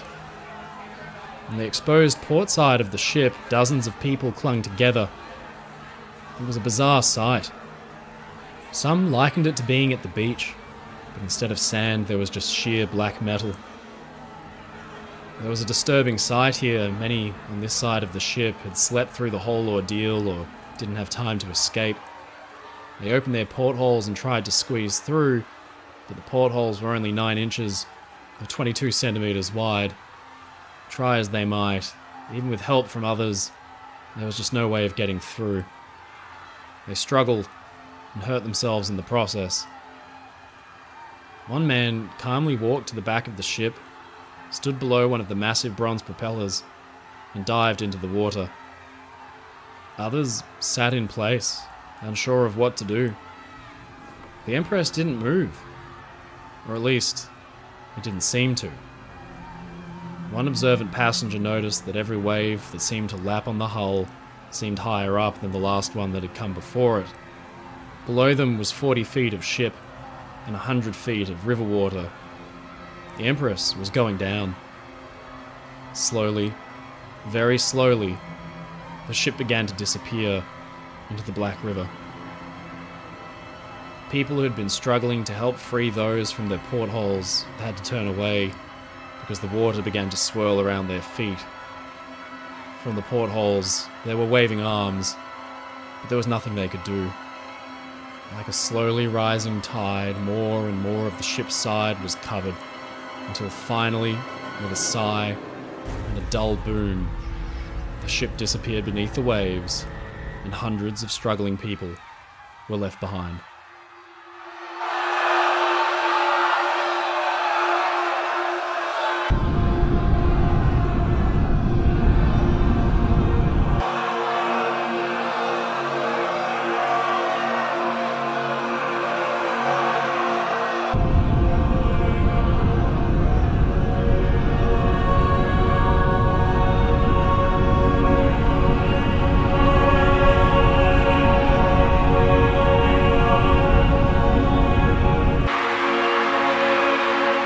Once there had been a proud and strong ocean liner, there were clumps of wreckage and passengers wrestling for life preservers. Captain Kendall was there too. He'd been thrown from the bridge of his ship, and he was still alive, but cold. The water that night was just above freezing. You could see your breath in the air. Just like it had appeared at the most critical moment, the fog disappeared around the time that the Empress sank. Maybe it was even driven away by air as it escaped from the inside of the rapidly sinking ship. There, for the first time, people in the lifeboats in the water could see the ship which had hit them. It was the Stortstad, and already its lifeboats were in the water heading towards them. Immediately after the impact, Captain Anderson had tried to keep his ship in the Empress's side, but the two ships had drifted apart. As the liner disappeared into the darkness, his primary concern had been his own ship. Loaded with all that coal, she could just drop to the riverbed like a stone. He had his lifeboat swung out and the damage checked, but his ship was still afloat. When his crew heard the awful screams drifting over the water, They knew that something terrible was happening, they just didn't know where. They mounted a rescue operation to grope their way through the fog and help. But then the fog had lifted, and instead of a sinking ocean liner, they were confronted by the sight of hundreds of people, alive and dead, choking the water's surface. Through the night, they ferried survivors to safety, and the Empress's own boats plucked people from the water too. Captain Kendall was picked up by a boat. He had spotted the Stortstad's lights, and after picking up struggling people from the water, he and his lifeboat had rowed out towards it. The exhausted, frozen passengers were put on board, and Kendall and his crew rowed out again for more. He and his crew worked tirelessly like this for the next 3 hours, saving as many as 75 lives. At last, dead tired and beleaguered, he clambered aboard the Stortstad and sought out the captain. "Are you the master of this ship?" he had asked of Anderson. "You've sunk my ship," he had shouted. Anderson strongly disagreed. They had a brief argument, but then no more was said. There would have to be an intense investigation over this, and the less said now, the better. All night, people were pulled from the water, alive or not. By morning, the steamer Lady Evelyn and the pilot cutter Eureka had arrived. Eureka had last seen the Empress alive, but now it would deal with its survivors and its dead.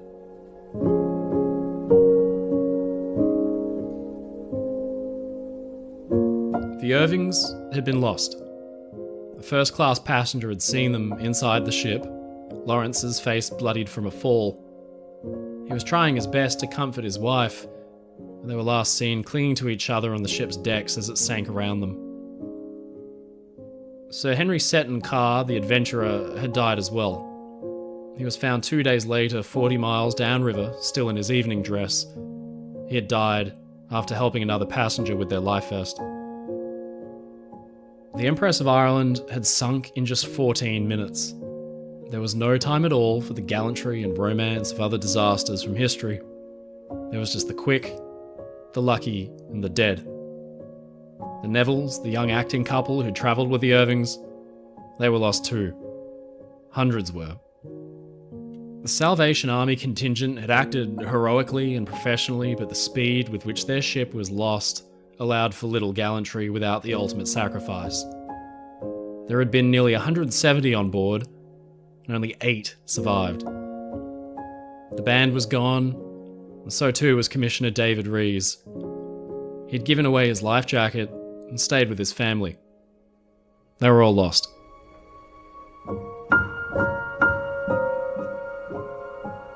"1,012 people died with the Empress of Ireland that night. There had been 138 children on board. Only 4 survived. It had all happened so fast, but there had still been time for some heroics, made all the more impressive because of the limited amount of time. They weren't as widely reported or famous as those from the likes of Titanic. There just wasn't time enough for grand gestures of chivalry. In fact, most of the bravery that night will go forever unrecorded, lost to all eternity in the flooding hull. Stepping aside here so somebody else could get through a door first, giving up a life jacket there so somebody else might live. We'll never know what happened down there, but we do know what happened elsewhere. Like in the radio office, wireless operator Ronald Ferguson had been dozing off with his junior working the station when he heard the ship's whistles and felt the jolt. He had taken over and hurriedly sent out distress calls.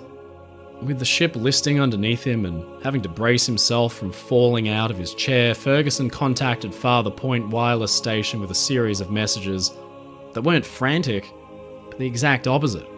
He knew that this late at night only the junior wireless operators would be at work on the shore stations, so he tapped out his message slower than usual so they'd understand.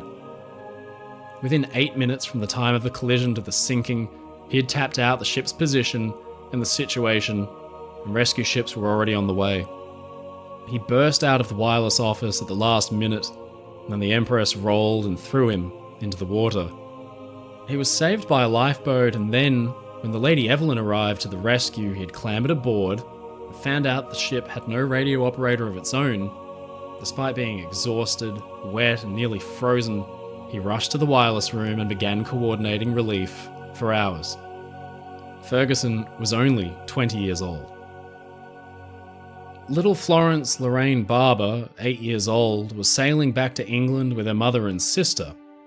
The family had moved with her father to Canada, but he'd been killed in a mining accident in 1913, so a year later, Sabina, her mother, decided in her sorrow to move back home and booked on the Empress of Ireland, joined by two family friends, Robert Crellin and William Barry. Crellin had actually wanted to marry Sabina, but in the sinking, the party was separated. Crellin found Florence and he saved her. Sabina and her other daughter were lost, but Crellin and Florence stayed together as he tried desperately to keep her afloat on a piece of debris all night. The pair were eventually rescued and Florence lived her life, forever fondly remembering her beloved Uncle Robert, the man who had rescued her. The following day, bodies arrived at Rimouski in their dozens.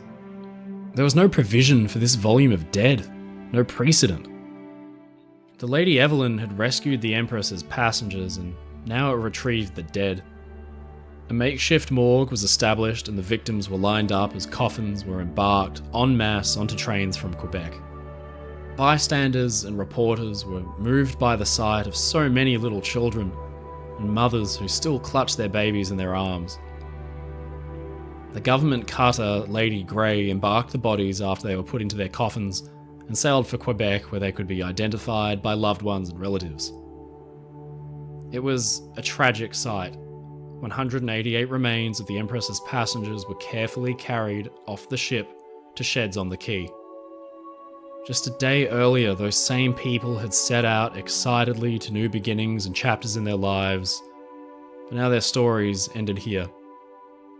It was impossible not to be touched by the sight of dozens of short, child-sized coffins as they were unloaded. As bereaved families worked to pick out their loved ones from the lines of coffins, serious questions were asked. How could such a disaster occur? Who was at fault? It led inevitably to an inquiry and a British whitewash. Presiding over the whole thing was John Bigham, the Viscount Lord Mersey, who had also presided over the inquiry for the sinking of the Titanic. Mersey likely had an agenda. It was a matter of national pride.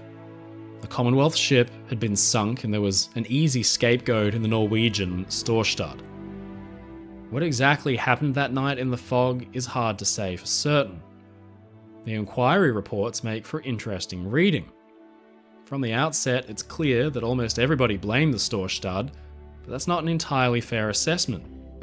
One man, one of the quartermasters from the Empress of Ireland, had come forward and disclosed that he remembered the ship had issues with her steering. This was almost universally refuted by Captain Kendall, his officers, and then other quartermasters, except one of the latter let slip on oath that the Oceanliner did in fact have some quirky steering habits that required a deft hand to resolve. The facts remained that Kendall had stopped the Empress in the fog instead of maintaining headway and providing his ship the momentum it needed to turn or evade an impact. But there was far worse: the watertight doors. Kendall could have telegraphed down for them to be closed the second the fog bank rolled in. It would have been a prudent measure, but he didn't. Perhaps the nerves naturally surrounding his first command down the St. Lawrence had got the better of him. But in the end, the inquiry found the Stortstad, predictably, completely to blame. Some minor recommendations were made, and the case was closed. Then, just weeks later, the Great War erupted, and the world had bigger issues.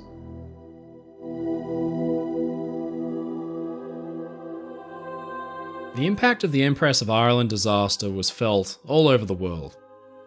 A great pall hung over the Salvation Army Congress of 1914. Canada's contingent was so hurt by the loss that they wouldn't form another staff band for 50 years. London had lost its two brightest theatre stars, but a short couple of months after the sinking, thousands were dying every day on the Western Front. The Empress of Ireland faded into obscurity and was almost forgotten. except for those that had been through it. Little Florence Barber never forgot. Her dying wish was to be buried next to Robert Crellin, the man who'd saved her. As an older woman, 50 years after the disaster in 1964, she visited Canada again and met with Crellin's son, who gave her his father's watch, the one he'd worn on the night of the sinking. She visited Crellin's grave. He was buried in the same cemetery that her father had been.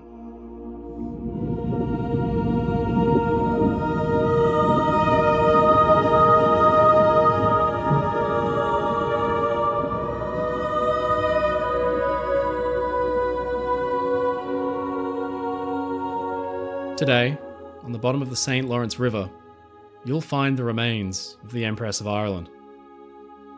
She is encrusted with thick, underwater growth, and very little is recognisable. It's hard to believe that she was once so beautiful. Only 1/5 of the victims were ever recovered. For those that remain, this wreck is their headstone.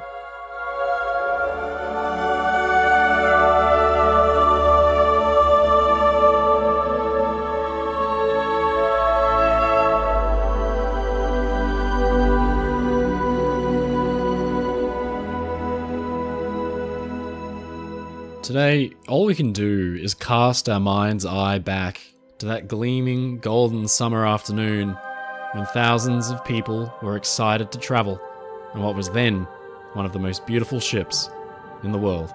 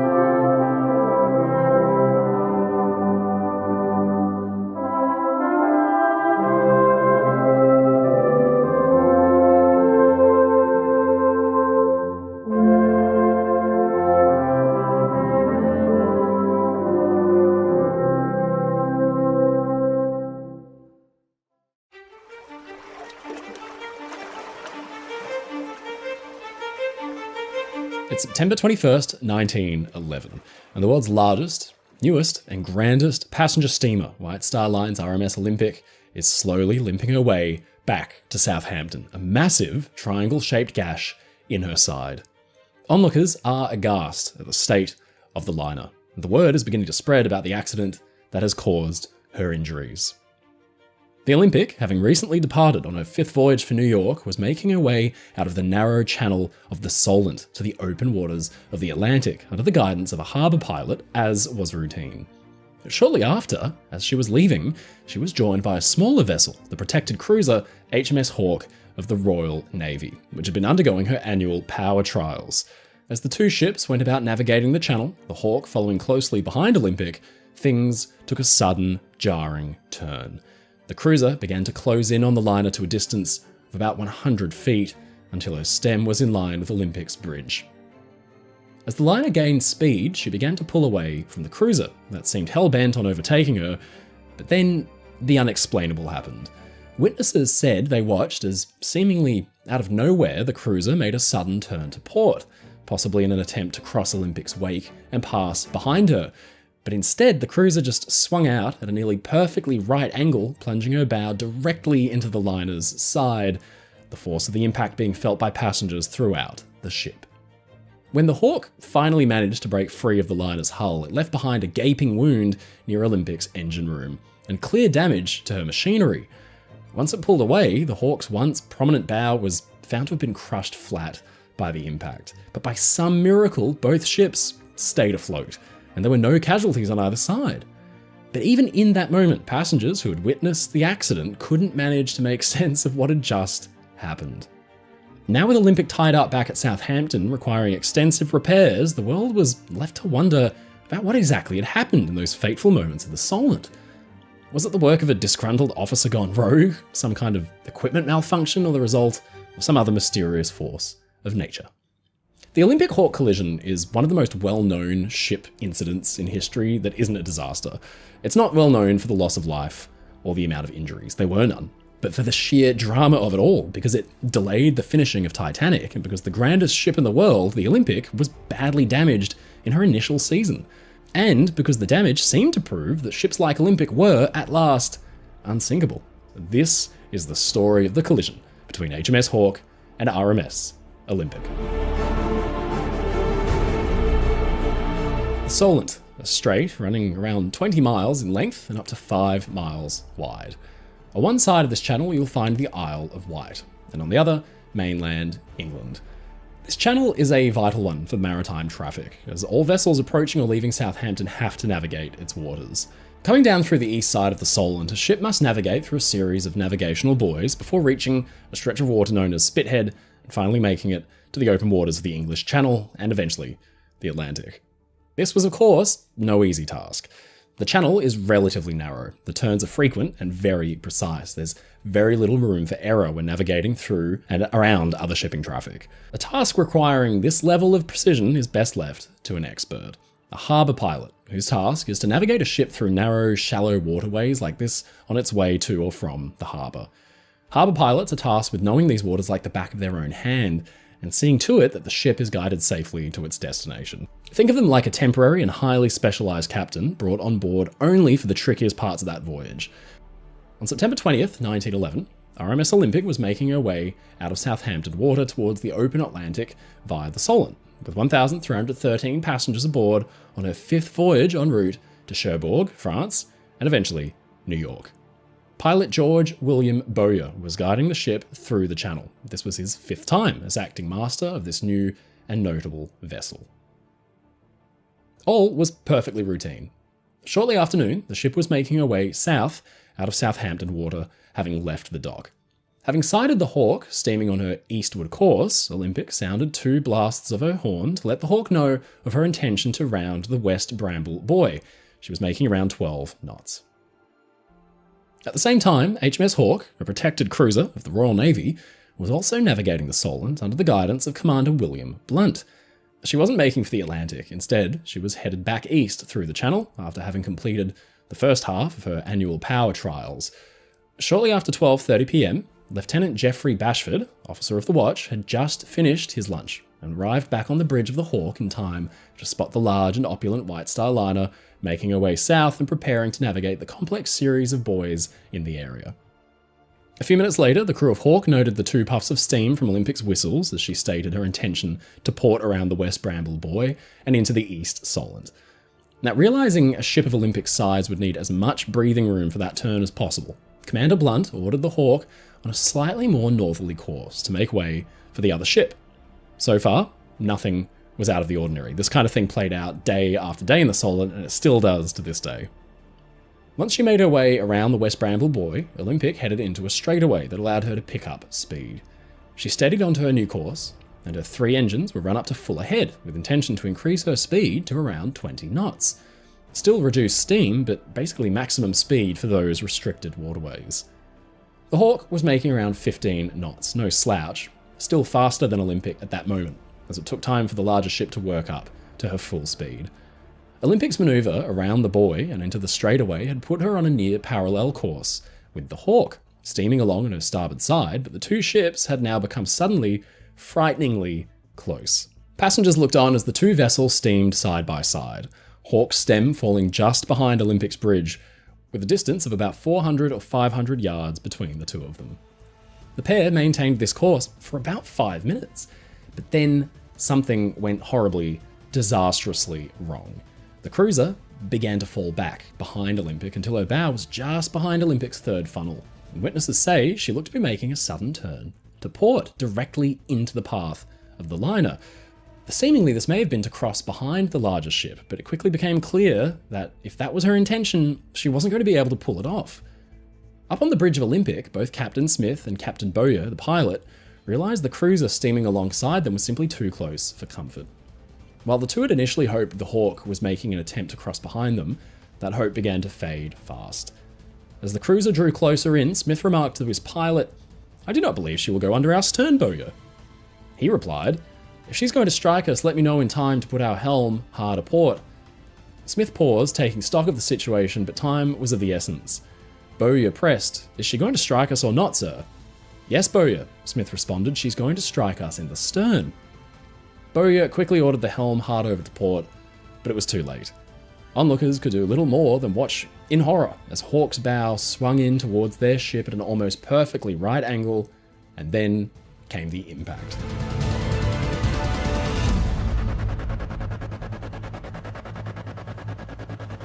Hawk's bow, which had been designed with a ram below the waterline, drove itself 8 feet deep into Olympic's side like a knife, the sounds of metal crumpling being heard throughout much of the ship.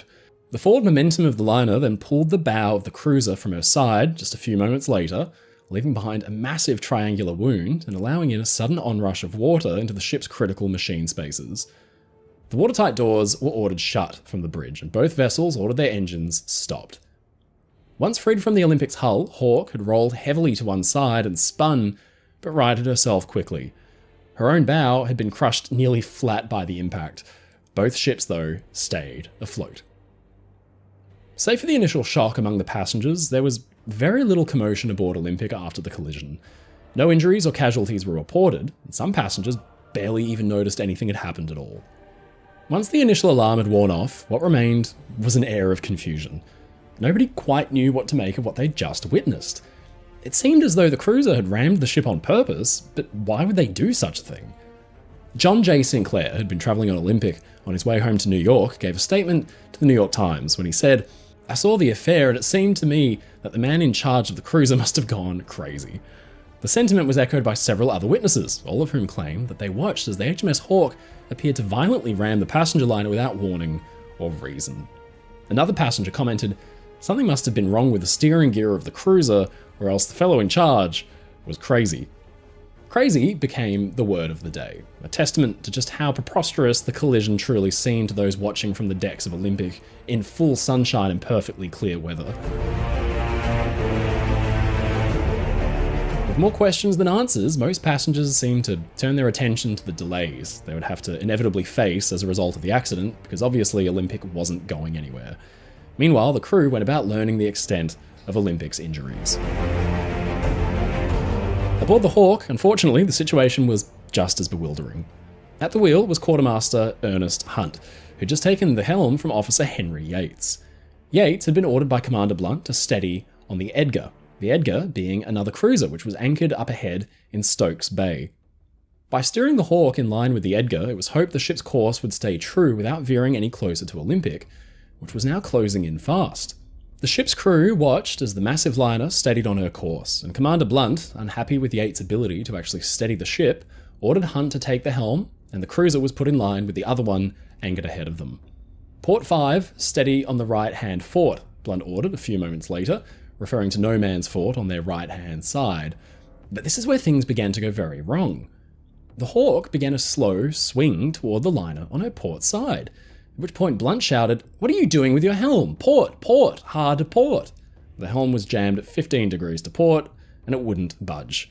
The cruiser was now effectively out of control, and there was nothing stopping her from driving her bow directly into the side of the steel behemoth steaming beside her. Blunt tried helplessly to stop both engines and then run them full speed astern, but much like Bowyer's own orders being sung out at the exact same moment on Olympic, it was too little, too late. Seconds later, there came the impact.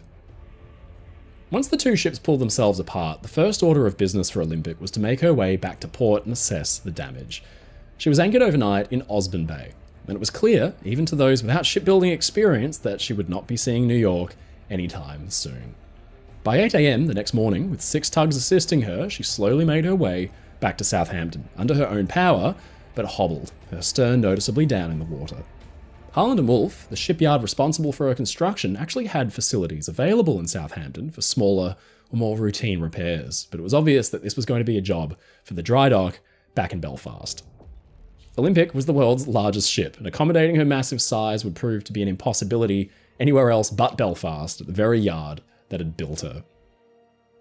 In the meantime, a partial survey was conducted at Southampton to give the ship's owners a clearer picture of the damage.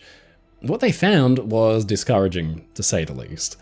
Hawke had left a triangular hole about 12 feet in length just aft of Olympic's well deck, extending below the waterline all the way up to D-deck, a distance of about 14 feet. The shell plating had been torn to shreds at the side of the impact, and surrounding beams and frames had taken a beating as well. Hawke's bow had smashed straight through 4 and 6 berth third-class cabins on E and part of D-deck, absolutely obliterating them. Thankfully, because the ship was just departing, the cabins were empty, with their occupants presumably out on deck taking in the exciting sights.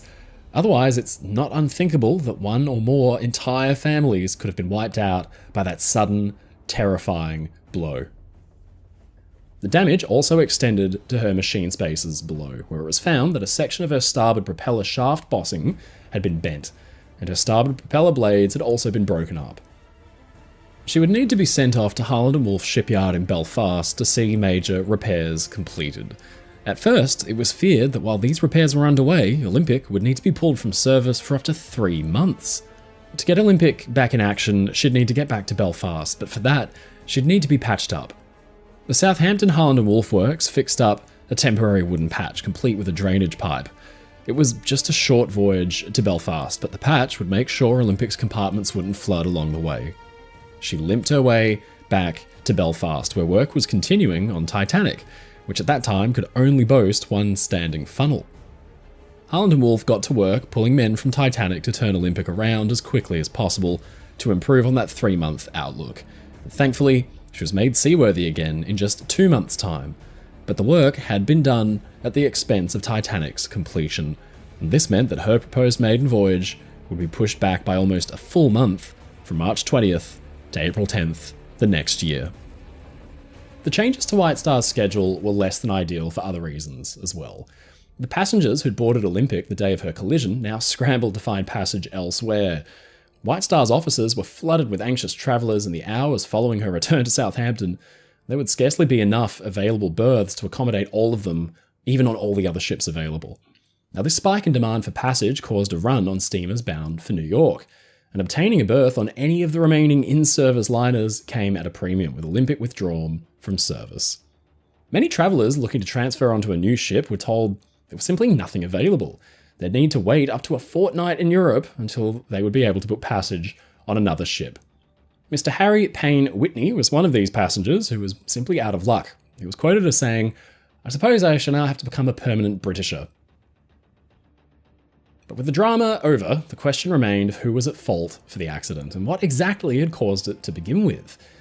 On the day following the incident, September 21st, 1911, an inquiry was launched by Admiral Moore, Commander-in-Chief at Portsmouth.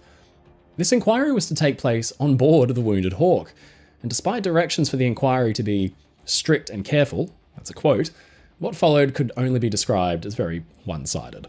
No representatives from the crew of the Olympic, nor the White Star Line were present, and Commander Blunt of the Hawke ended up giving 1/3 of the total statements collected during the inquiry.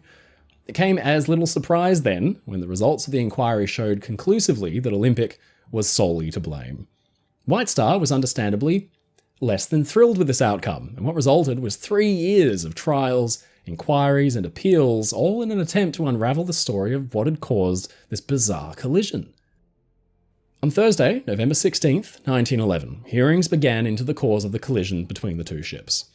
Overseen by Sir Samuel Evans, this hearing was to be far more fair and comprehensive than the inquiry that had come just after the incident.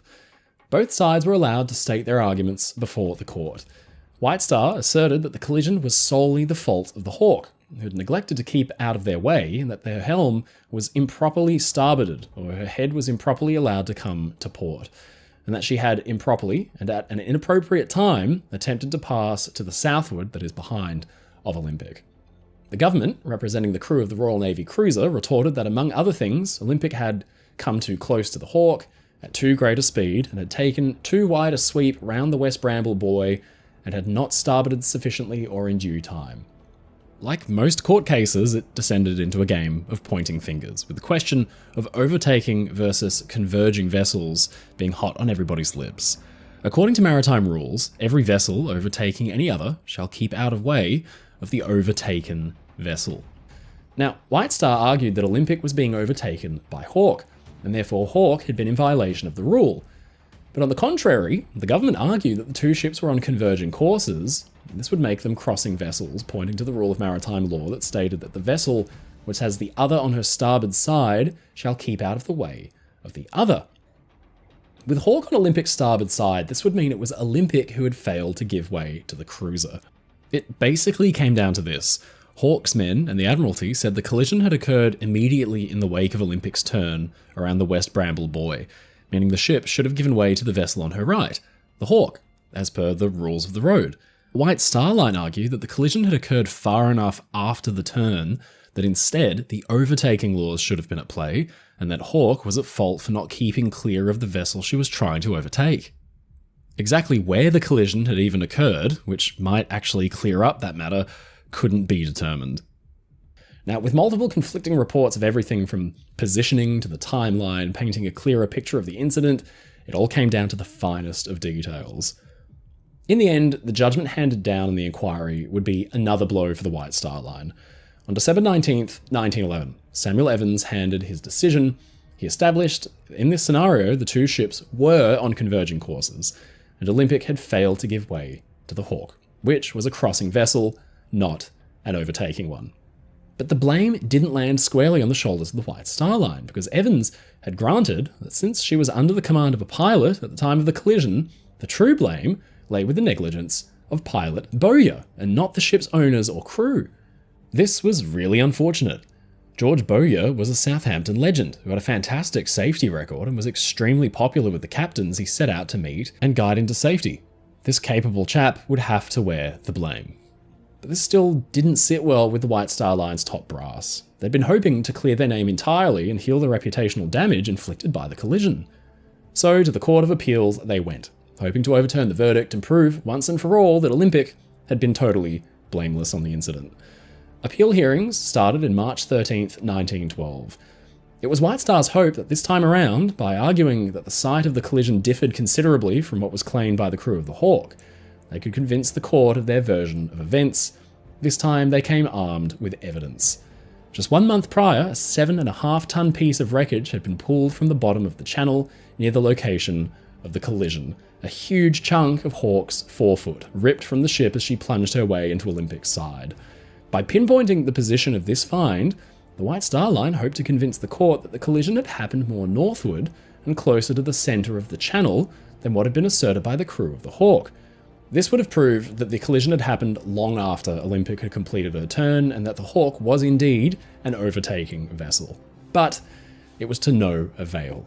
At the conclusion of the hearings, despite the effort put forth on White Star's part to bring new evidence to light, it was found that this evidence still had not proven that the Hawke had been an overtaking ship rather than a crossing one. And since this was the real issue at hand from the court's point of view, the original judgment held.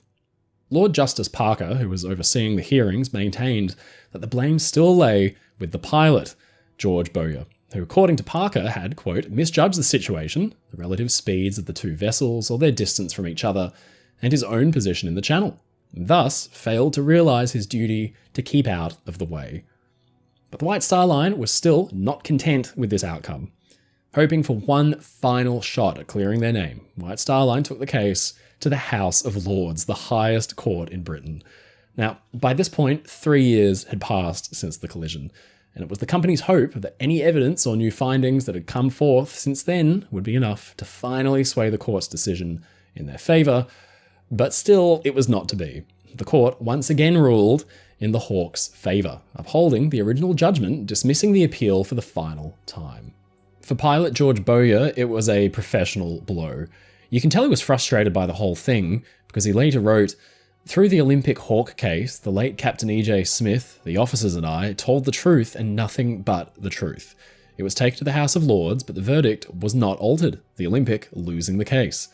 However, the company thought we were right, and I've piloted the Olympic, the Homeric, and the Majestic hundreds of times up to my retirement on December 31st, 1929. White Star and the city of Southampton never turned their back on Bowyer, and as his memoirs noted, he stayed in the Trinity House pilotage service all through the 20s. But there may have actually been more at play that afternoon than simply a harbour pilot misjudging the course and speed of another ship, and it wouldn't be long until it was impossible to ignore other evidence. In the middle of these court cases, a new idea was beginning to gain traction. It was first proposed by the British Admiralty. The theory that perhaps suction had played a role in the collision. It was thought by some that the two ships travelling relatively closely to one another in a narrow, shallow waterway may result in the smaller ship being pulled in towards the larger ship by sheer force of the amount of water being displaced by the latter. But it wasn't an idea that either side felt confident enough to seriously entertain, at least not at this point in history. Representing the White Star Line in the original inquiry, Mr. F. Lang attempted to downplay the idea, stating that I call attention with some confidence in this case to the evidence, not of scientific experts, but of navigational experts, and the evidence I rely upon is Captain Smith.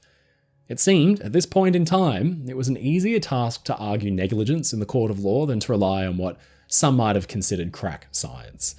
But officials and the public began to take greater notice of this newfangled phenomenon when it made headlines a year after Olympic's collision with Hawke. On April 10th, 1912, Titanic was finally departing from Southampton after a month-long delay caused by Olympic's patching up. As the brand new Ocean Leviathan got underway with the assistance of tugs, her engines were slowly worked up to around 8 or 9 knots. As she proceeded carefully through the shallow, restricted waters near her dock, 2 other steamers were moored nearby, White Star's RMS Oceanic and the SS New York of the American line. As Titanic made her way through the narrow waterway and approached the 2 vessels, something very strange began to happen. Onlookers watched as the 2 smaller vessels were at first pushed up against the dock, but then their sterns turned to swing outward towards Titanic. The smaller New York seemed to fight against her mooring lines, and then to everyone's horror, the lines snapped, sending the ship on a collision course towards the biggest ship. Titanic's second-class passenger, Lawrence Beasley, recalled, "To our amazement, the New York crept towards us, slowly and stealthily, as if drawn in by some invisible force which she was powerless to withstand. The tugs, Neptune and Vulcan, made all haste to bring the smaller ship to heel. As Titanic reversed her engines to hopefully bring the situation under control, the New York came within 4 feet of Titanic before being successfully reined in by the tugs, which pulled the ship back, quote, like a naughty child." With the threat past, relief swept over passengers and crew, and onlookers, all of whom were very grateful that Titanic had been spared in this brush with disaster. But of course, much greater danger was still laying in wait ahead, and perhaps history would look much different had Titanic actually suffered a delay thanks to the collision with the smaller vessel. Now, this phenomenon, experienced by both the New York, as she was pulled in towards Titanic, and the Hawke, as she swerved into the Olympic side, would later become known as negative hydrodynamic interaction, also simply called a suction theory. Now, this idea asserts that as 2 ships are passing in close proximity in shallow water, the force in the water created as one ship moves through it is enough to cause an unintended pushing or pulling of the nearby vessel, thanks to the effects of that water's displacement around the vessel, usually the bigger one, causing the suction. As one ship passes close by another, water is constantly being pushed aside as it cuts through, and other vessels and objects close by can get swept up in the forceful movement of the water and may end up sucked in back towards the ship as it passes. Now, this was especially noticeable when one ship is considerably larger than the other, as was the case with both Olympic and her run-in with the Hawke, and Titanic's near miss with New York the following year. This theory was tested during the 1911 hearings into the Olympic Hawke collision by David Watson Taylor of the US Navy, who used the Washington Model Basin to recreate the circumstances of the collision on a smaller scale using wax models of the 2 ships. Each time he ran the experiment, even with the Hawke's helm hard over, the cruiser was inevitably pulled in towards the larger ship by suction. His experiments revealed that had Hawke been truly attempting to overtake Olympic, she would not have been able to actually succeed. It was almost inevitable that Hawke would have found herself sucked in towards the larger ship, thanks to the proximity and the forces of water displacement at work. Taylor brought his findings to court, revealing the results of his experiments in the testimony during the hearings. Now, the Admiralty and the court were both open to exploring the theory, But the White Star Line was quick to shut it down, as having little bearing on the case. The reasoning for this is fairly obvious. The White Star Line couldn't bring themselves to admit that the sheer scale, the sheer size of the ships that they were building was having an impact on their safety, so it was swept cleanly under the rug. Opinions elsewhere were mixed as well, with an article published in Nautical magazine mocking the experiments as children playing with toys in a bathtub, in pleasant remembrance of younger days, they said. Now, at the time of the hearings, the theory wasn't yet well understood enough to be taken seriously in a court of law.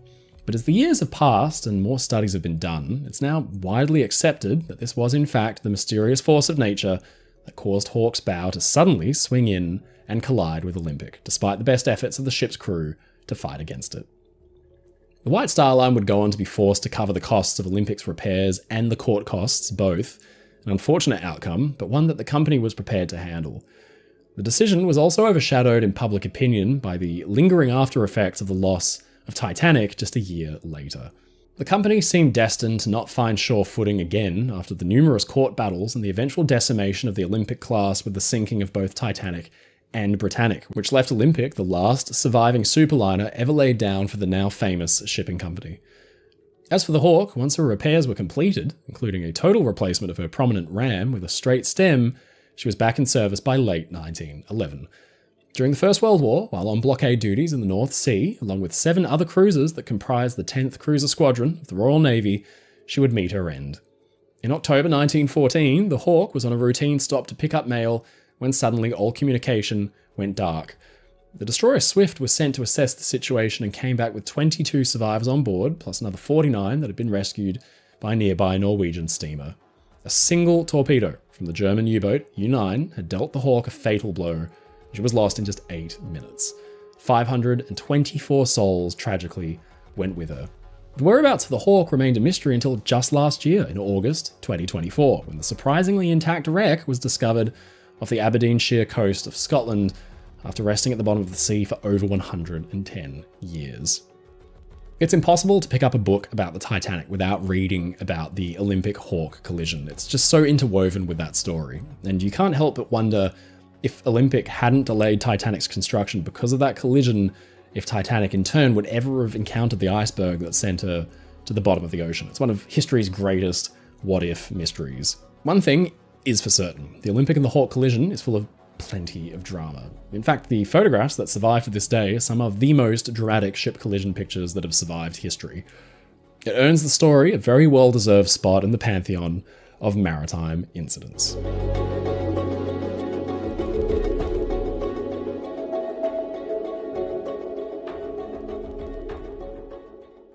Ladies and gentlemen, it's your friend Mike Brady from Oceanliner Designs. Thank you so much for watching this video. If you enjoyed it, please leave a comment below. And don't forget to subscribe to the channel because we get new videos out weekly. If you want to support my work and get really cool perks like behind the scenes and early access, please visit my Patreon in the link in the description below, or sign up as a YouTube member.